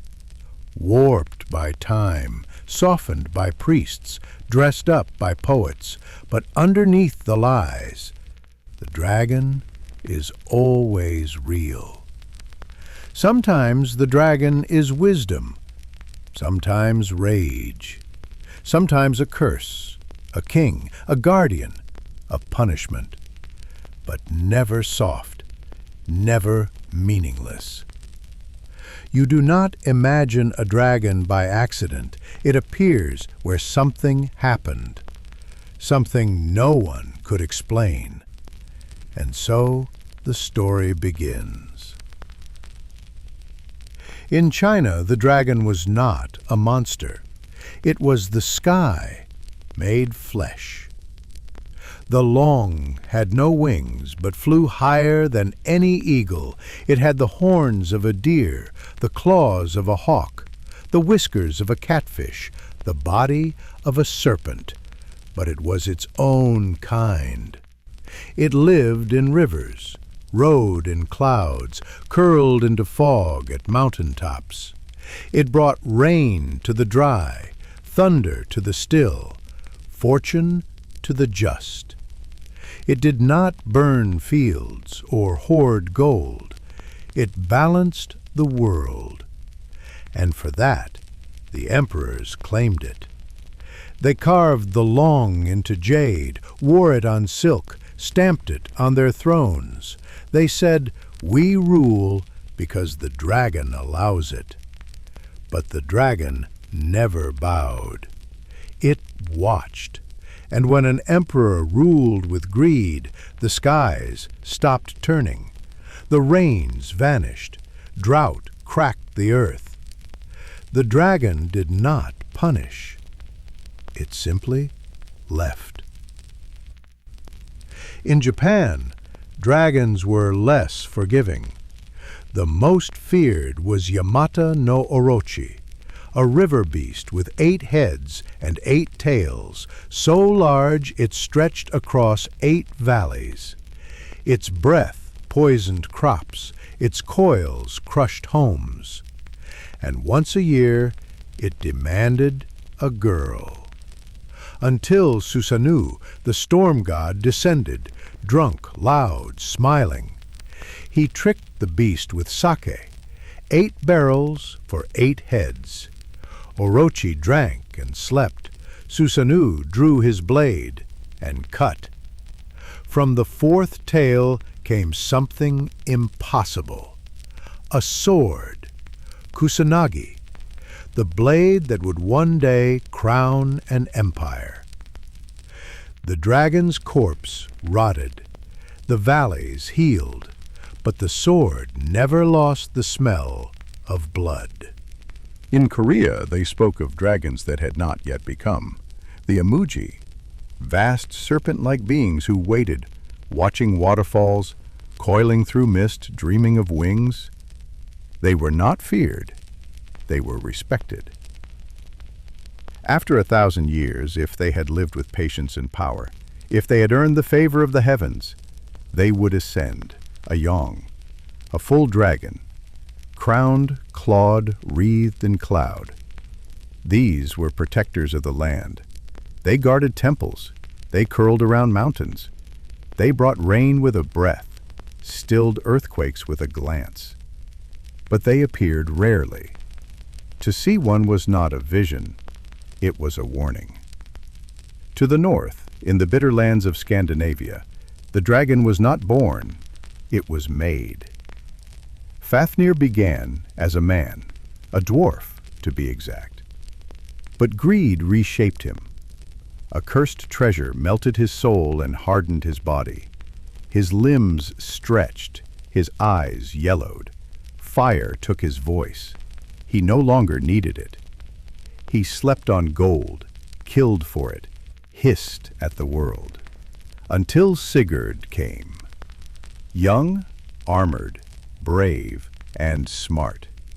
He dug a trench, waited for the dragon to slither past, and drove his sword up through the belly. Fafnir bled for hours, but he did not scream. He spoke. "This treasure will destroy you too," he said. And it did, just slower. In Greece, dragons were everywhere. Not as rulers, but as obstacles. They were placed before treasures, guarding sacred things. Python, at Delphi, guarding the navel of the world, killed by Apollo, who wanted the oracle. Ladon, wrapped around the golden apples, never sleeping, always watching, killed by Heracles as one of his 12 labors. The Colchian dragon, guarding the golden fleece, put to sleep by magic so Jason could steal what he hadn't earned. In each story, the dragon falls, and behind it waits knowledge, immortality, power. But the cost is never measured. What is left behind after the death is never told. In the Slavic East, the dragon had a name, Zmej, 3 heads, fire in each, a laugh like thunder over wet stone. It took daughters. It scorched fields. It slept in caves and woke angry. The people prayed. The soldiers fled. Only heroes like Dobrynya Nikitich stood against it, and even he took days to kill it. Fire met fire. The sky turned red. When it was over, only one man stood, and behind him, a land in smoke. In Romania, the dragon had more heads, Balaur, 7, 9, sometimes 12. It flew when it wanted, poisoned the air, hunted without pattern. It did not speak, it did not guard, it devoured. You did not reason with a Balaur. You fought or you ran. Those who survived were called warriors, but never heroes, because no one wins against a Balaur. You just live through it. In India, the dragon was drought, Vritra. It wrapped around the rivers and held them shut. No rain, no crop, no life. Until Indra rose, lightning in hand, riding a storm elephant. He shattered the sky and cracked the dragon open. The water returned, the land drank, but even the Vedas say the dragon comes back. Because drought is not evil, it is a cycle, and it always waits. In Persia, there was a worse one, Azidahaka, 3 heads, 6 eyes, snake-tongued and man-shaped. It ruled through terror, 8 men whole, corrupted the land, and when heroes tried to slay it, they failed. They could only chain it beneath a mountain where it sleeps still. But the chain is rusting. In the ancient lands between the rivers, Mesopotamia, the dragon wore the name Tiamat. This dragon was not just a creature, it was the sea, the mother of gods, the chaos before form. But when the young gods grew tired of her order, they rose up. Marduk, with his net and blade, split her down the middle. From one half he made the sky, from the other the earth, and they called it creation. But every time the wind howls across the desert, someone still remembers. The world was born from a dragon's corpse. In the Hebrew tradition, the sea dragon had another name, Leviathan. It circled the deep, monstrous and coiled, a beast no man could tame. It was not evil, but it was against man, a force of wild balance. The scriptures said God would slay Leviathan at the end of time, and the righteous would feast on its flesh. but others whispered that Leviathan was necessary, that without it, the sea would forget how to hold itself back. Further west and south in the sands of North Africa, travelers told of fire-breathing dragons in the desert mountains, creatures unnamed in the old texts, but feared by every caravan master. They hid in the crags near oases, striking with a blast of heat and teeth that shattered shields. The Berbers left offerings of salt. The Tuareg crossed only at night, and the old routes still carry the names of those who vanished, never found, bones turned to ash and glass. Even in the New World, far from the old cities and old texts, the shape of the dragon returned. In the Andean highlands, serpents with wings curled around mountains in carved stone, too precise to be accidents. In the Amazon, some tribes told of river beasts that surfaced only during blood moons, mouths wide enough to swallow canoes whole.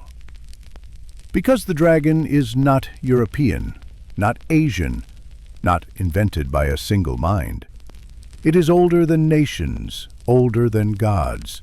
It appears wherever people witness something they cannot name, something massive, ancient, beautiful, and dangerous. And the name rises like smoke, dragon. In the Balkans, dragons were wild and unpredictable. They could fly, breathe fire, curse crops, but they could also fall in love. There were stories of dragons who took human form, seduced shepherds, protected villages they adored. But always the line held. They were not human. They did not grow old. They did not stay. One tale tells of a woman who bore a dragon's child, a boy who could call lightning and never cast a shadow. He lived alone, and no one dared call him brother. Further north, in Poland, they feared the Wawel dragon, a beast who nested in a cave beneath the castle hill of Krakow. It ate livestock. Then it ate children, until a clever peasant fed it a sheep filled with sulfur. The dragon drank from the river, swelled and exploded. The town cheered. A statue stands there now, breathing fire every few minutes. But the cave is still there, and the bones that once hung from the cathedral rafters, long claimed to be dragon bones, still draw pilgrims. In Turkey, the legend of the dragon of Lake Van persisted into modern times. In the 1800s, locals told travelers of a black-scaled beast that rose from the depths only during storms. It attacked fishermen, crushed boats. Some said it had horns, some said wings. No one claimed to see it twice. In Armenia, some said the lake's dragon and the Turkish one were the same, that it crossed mountains by night, that it lived in thunder, that it would not die because it had never been born. In Hungary, dragons were known as sarkani, not creatures of chaos, but of logic. They made deals. They challenged heroes to games, riddles, contests. And when defeated, they died with dignity. But when they won, they ate slowly. In the cold and quiet corners of Iceland, it was said that dragons slept inside the volcanoes, not metaphor, literal, that the mountains pulsed because something inside them breathed. When Hekla erupts, some say it's just pressure. Others listen to the roar and remember the old stories. Dragons with molten blood, coiled around gold buried beneath the basalt, waiting. And even now, the stories haven't stopped. Every time a new cave is found too deep to explore, they say a dragon might live there. Every time smoke rises from a mountaintop without fire, someone whispers its name. Every time a wind gust tears the sky open and nothing follows, someone looks up and feels watched. The dragons are not gone. They are waiting for the world to forget the false versions. the ones polished into fables, the ones clipped of claw and wing and fire, the ones turned into cartoons and cuddly toys. The real ones are deeper, older. They do not need belief.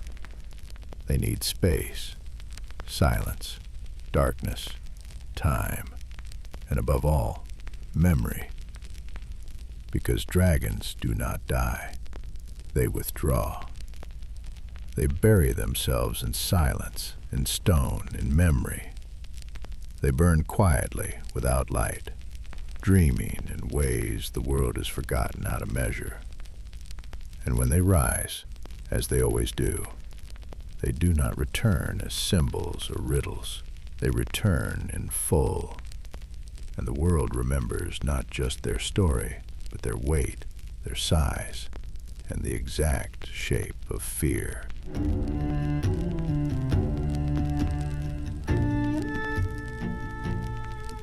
One of the most famous dragon queens in all of fantasy literature comes from the pages of George R.R. Martin's world of Ice and Fire. In the epic tale known as A Song of Ice and Fire, and later brought to life in the television series Game of Thrones, there lived a character named Daenerys Targaryen. Her story, though fictional, captures something ancient and powerful about the bond between human and dragon that has fascinated people for centuries. Let us drift into this imagined world where winter can last for years and magic still whispers in the shadows. Let your breathing slow as we explore the realm where these magnificent fictional creatures once soared through Martin's carefully crafted skies. In Martin's creation, long before the events of the main story, there existed a place called Valyria in his fictional world. This was an ancient empire built around 14 massive volcanoes, a land where dragon lords ruled with creatures of fire and wing. According to the lore Martin created, the Valyrians were the first to tame dragons, discovering them in the volcanic region known as the 14 Flames. These fictional dragons were bred and raised by the Valyrians over thousands of years in Martin's timeline. They were magnificent creatures in his imagination, standing on two powerful legs with long serpentine bodies covered in scales that could turn aside swords. Great leathery wings stretched from their shoulders, and when they opened their mouths, fire blazed forth hot enough to melt stone and steel. Martin wrote that these dragons had no fixed size. In his world, they continued growing throughout their lives as long as they remained free and healthy. Some of the ancient dragons in his stories became so enormous that their shadows could darken entire cities. The author wove magic into his dragons, making them connected to certain bloodlines through mystical bonds that went deeper than simple training. But in Martin's tale, this great empire came to a catastrophic end in an event called the Doom of Valyria. The volcanoes all erupted at once, destroying the civilization and seemingly all its dragons. For over 100 years in the story's timeline, no dragon flew anywhere in his fictional world. The age of dragons had ended, or so everyone in the tale believed. Now our journey through Martin's imagination brings us to a young woman named Daenerys Targaryen, last of an ancient bloodline. In one of the most memorable scenes Martin ever wrote, she stepped into fire with 3 dragon eggs that had been turned to stone by time and magic. The author gave Daenerys 3 dragons, each unique in Martin's vision. There was Drogon, with scales black as midnight and eyes like burning coals. Martin made him the largest and most aggressive, writing him as a reflection of Balerion the Black Dread, the greatest dragon in the fictional history he created. Drogon was wild and fierce, closest to Daenerys and the author's telling. Then came Rhaegal, named for Daenerys's brother in the story. Martin painted him with green and bronze scales, making him more observant and thoughtful than his black brother. In the tale, Rhaegal formed a looser bond with his mother, more independent in his nature. Tragically, in Martin's world and the show that followed, Rhaegal met his end from a giant crossbow bolt, falling from the sky into the sea. The third dragon Martin created was Viserion, cream and gold like dawn light, gentle by dragon standards. But the author had darker plans for this beautiful creature. In both his books and the television adaptation, Viserion was killed and then raised again by the story's ultimate villain, the Night King. No longer breathing fire, the undead dragon became a weapon of ice and death. His flames turned blue and cold. As we settle deeper into this fictional world, we can explore why these imaginary dragons followed Daenerys so completely. Martin wrote that she hatched them through blood magic and fire, emerging from flames unburned due to her Targaryen heritage. In his fictional universe, the phrase "blood of the dragon" was not just poetry, but literal truth for her family line.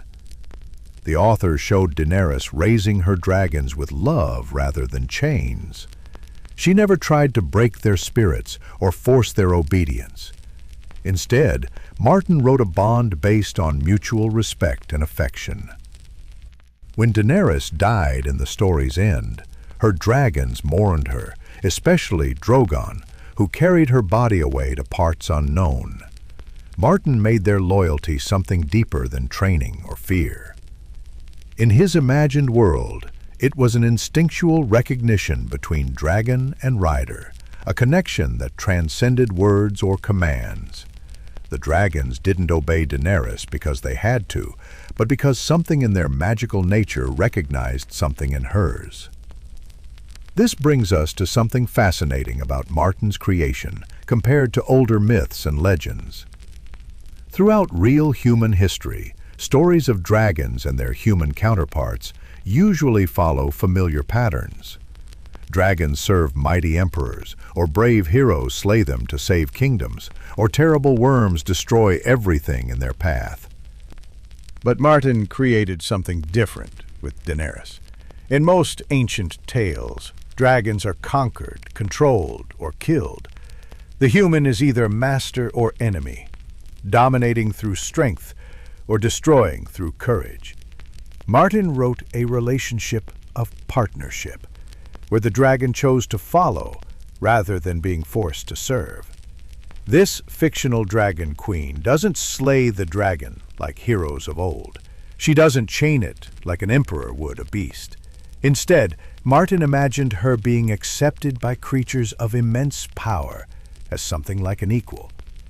In the mythology of his created world, she becomes not their owner, but their family. The author wrote Daenerys' story with the weight and rhythm of ancient legend, even though it springs entirely from his imagination. Her dragons in his tale didn't serve a throne or bow to a crown. They followed her heart, and in Martin's storytelling, when dragons choose to follow rather than being forced to serve, the entire world must change around that choice. As we drift towards sleep, we can appreciate how Martin crafted this fictional tale to feel like something that might have been whispered around fires long ago. The legend he created isn't real, existing only in books and on screens, and in the imagination of readers worldwide.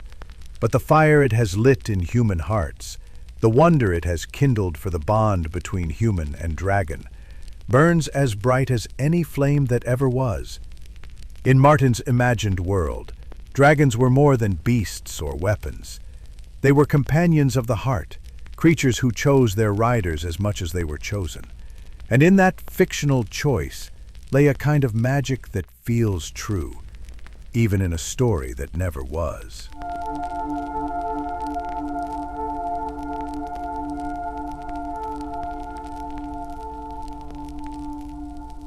And yet, for all their weight, for all the terror carved into legend, Dragons do not stay still. They do not root themselves in place like kings or monuments. When the story fades, when the ground shifts, when the breath of the world changes direction, the dragon moves. Dragons are not bound to a single place. Even the ones who sleep for centuries eventually stir. They shift their weight, stretch their wings, and move. Not at random, not for conquest, but because the world itself changes and they feel it. A dragon's presence reshapes a landscape. Their breath warms the stone, their weight compresses earth into crystal. Trees grow differently where they pass, weather bends to their altitude, magic thickens in their shadow. But the land does not stay the same forever, and neither do they. Some dragons leave only when forced. A volcano goes cold, a river dries, a ley line fades. The air no longer feeds them, the rock hums with a different sound. And so they rise. Without ceremony, without goodbye, and vanish into the sky. Others move with a pattern that no one has fully mapped, not seasonal, like birds, not predictable, like whales, but not chaotic either. Their migration follows currents few can detect, shifts in magnetic fields, tremors in tectonic plates, changes in the scent of the wind. A storm in the Sahara might cause a dragon in the Himalayas to lift its head and consider the sky. A minor eclipse in the Pacific might wake something sleeping under Arctic ice. It's not logic, it's alignment. There are ancient flight paths above the clouds, corridors used by dragons who never met, but who passed the same way for centuries. In rare cases, these paths cross. When that happens, two dragons may spiral in the air for hours. Not in combat, not in ritual, just acknowledgement. Two forces in motion, each older than the nations beneath them, each aware of the other, and then gone. Not all dragons fly. Some swim, under glaciers, across trenches, through deep rivers no map shows. Others move underground, following fault lines, curling through magma chambers like blood through veins. Wherever they go, the land trembles behind them and settles again. Sometimes new springs appear, sometimes villages fall into sinkholes. The dragon never looks back. In forest regions, migration is quieter. The dragon does not fly.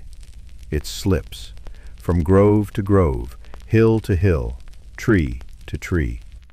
Sometimes no one sees it at all. But moss patterns change. Animals flee.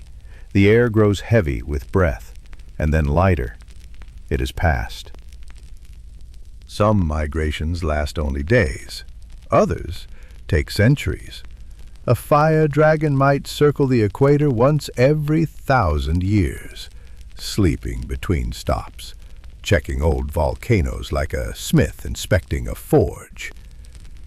A sea dragon might only surface once every 50 years, rising to greet a solar tide before vanishing again.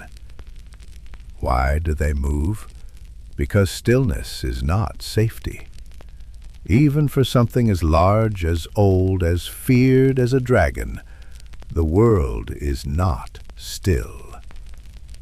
The magic changes.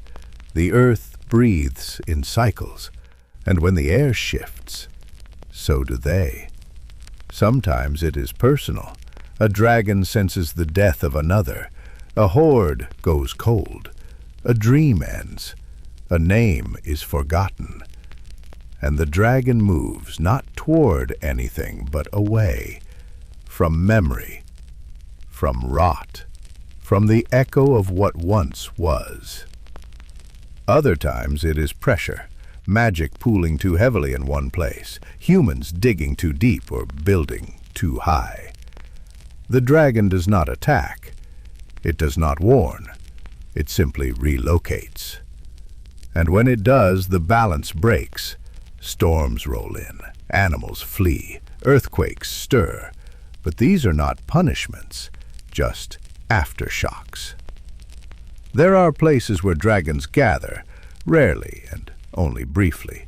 High ranges beyond the reach of helicopters, caverns beneath the desert sealed by time, glacial valleys that exist on no satellite image.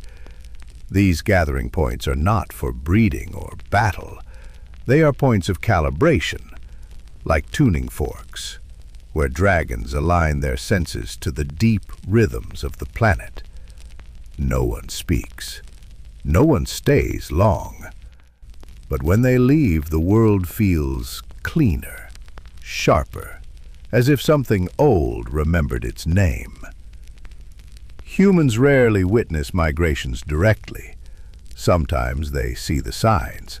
Flocks flying in strange formations, auroras bending south, compasses spinning, bones surfacing in dry riverbeds. But by the time anyone looks up, the sky is empty again. Dragons do not migrate for attention. They migrate for need. And when they arrive in a new place, they do not conquer. They settle. They learn the breath of the land, the shape of the stone, the taste of the local weather. They test their breath against the wind. Then they sleep, and the place changes. Stories emerge quickly after. A hunter sees something in the clouds. A child hears a sound beneath the floorboards. A shepherd finds a scorched patch of grass that doesn't match the weather. People begin to speak. Old words resurface, warnings and wonders. They say, "A dragon has come." They're not wrong, but they're late. The dragon is already part of the land now, breathing through it, listening, watching, and it will remain until the wind tells it otherwise.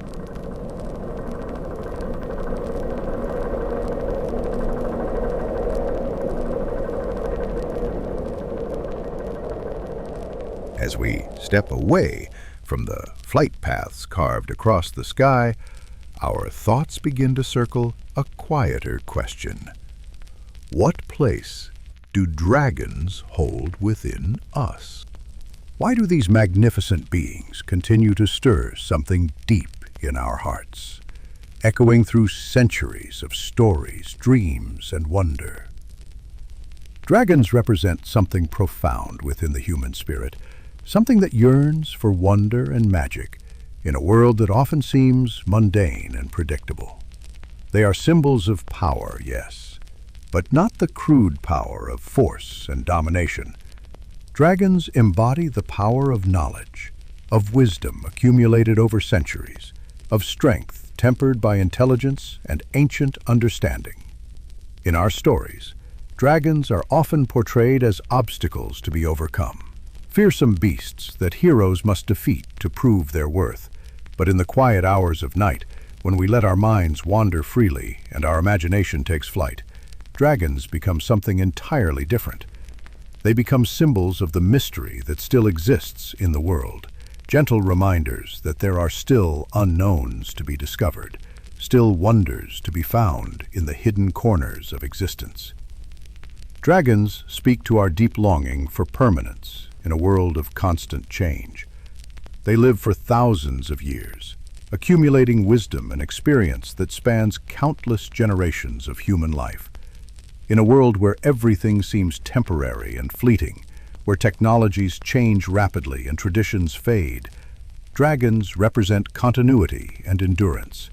They are the keepers of old knowledge, the guardians of ancient wisdom, the living links between past and future.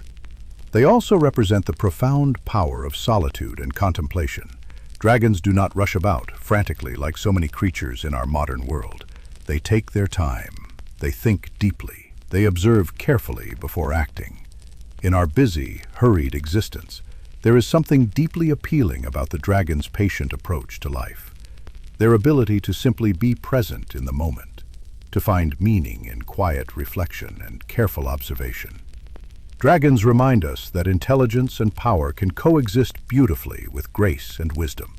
They are not crude or simple beasts, but elegant and complex beings. They show us that true strength does not have to be brutal or destructive, that real power can be wielded with wisdom, restraint, and careful consideration of consequences. The dragon's fire can destroy, yes, but it can also warm, illuminate, and create.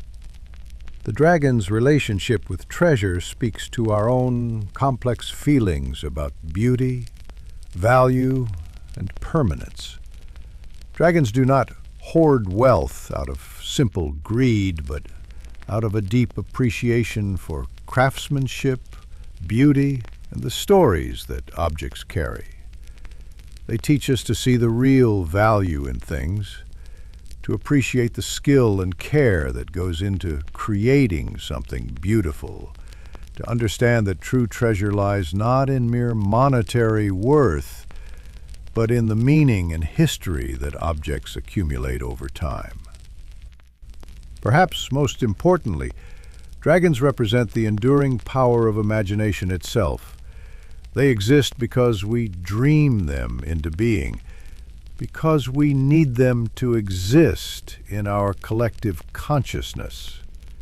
They are proof that the human mind can create wonders that rival anything in the natural world, that our capacity for imagination is itself a kind of magic that deserves to be celebrated and nurtured. These stories endure across cultures and centuries because they touch something fundamental in human nature. Children hear tales of dragons and their eyes light up with wonder and possibility. Adults revisit these stories and find comfort in their familiar patterns, wisdom in their ancient truths. The dragon may change form from culture to culture, from story to story, but its essential nature remains constant. It is the great other, the mysterious presence that reminds us that the world is larger and more wonderful than we can fully comprehend.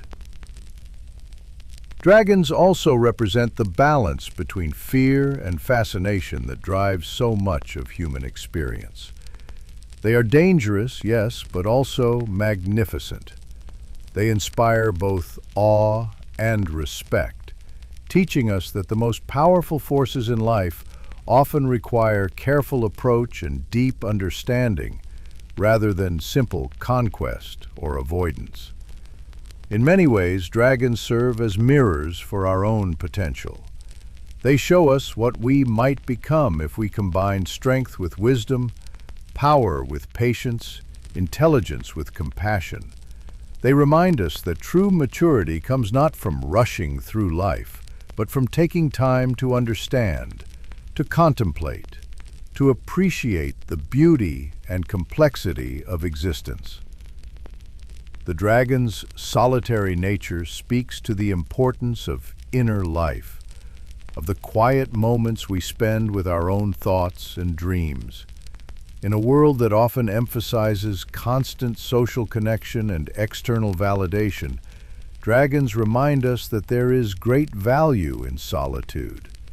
In the time we spend alone with our thoughts, our books, our treasures of memory and experience. Dragons represent the possibility of transcendence, of rising above the ordinary concerns of daily life to see the bigger picture, the longer view. They remind us that some perspectives can only be gained from great height, that some wisdom comes only with age and experience, that some truths are visible only to those who have learned to see beyond the immediate and obvious. And so, the dragon remains, part of our dreams, part of our stories, a quiet companion in the night. When sleep finally comes, dragons are there in our dreams, soaring through starlit skies, breathing gentle flames that warm but do not burn, guarding treasures that represent all the beautiful things we hope to find in life. They wait for us in the spaces between waking and sleeping, in the moments when imagination takes flight and possibilities seem endless. They are eternal guardians of wonder, keepers of the flame of mystery that burns in every human heart. As long as we continue to dream, as long as we continue to tell stories, as long as we continue to believe in the power of imagination, dragons will be there, magnificent and mysterious, powerful and beautiful, ancient and eternal. The dragon teaches us that some things are worth preserving, worth protecting, worth treasuring, not because they are useful or profitable, but simply because they are beautiful, meaningful, and irreplaceable. In a world that often seems to value only what is new, fast, and efficient, the dragon reminds us of the importance of what is old, slow, and deeply considered. If you find yourself still awake after this long journey through the realm of dragons, I offer you my gentlest apologies. Perhaps this tale was not quite as soporific as intended, not quite boring enough to lure you peacefully into slumber. Fear not, for next time we shall endeavor to craft an even more wonderfully tedious tale, one perfectly calibrated to guide you gently into the land of dreams. Until then, may your nights be filled with the soft glow of dragon fire. May your dreams feature the gentle whoosh of great wings overhead, and may you always carry a little bit of dragon magic in your heart. Good night, fellow dreamers, and thank you for joining us on this sleepy exploration of the magnificent world of dragons. Sweet dreams, and may dragons guard your rest until morning comes.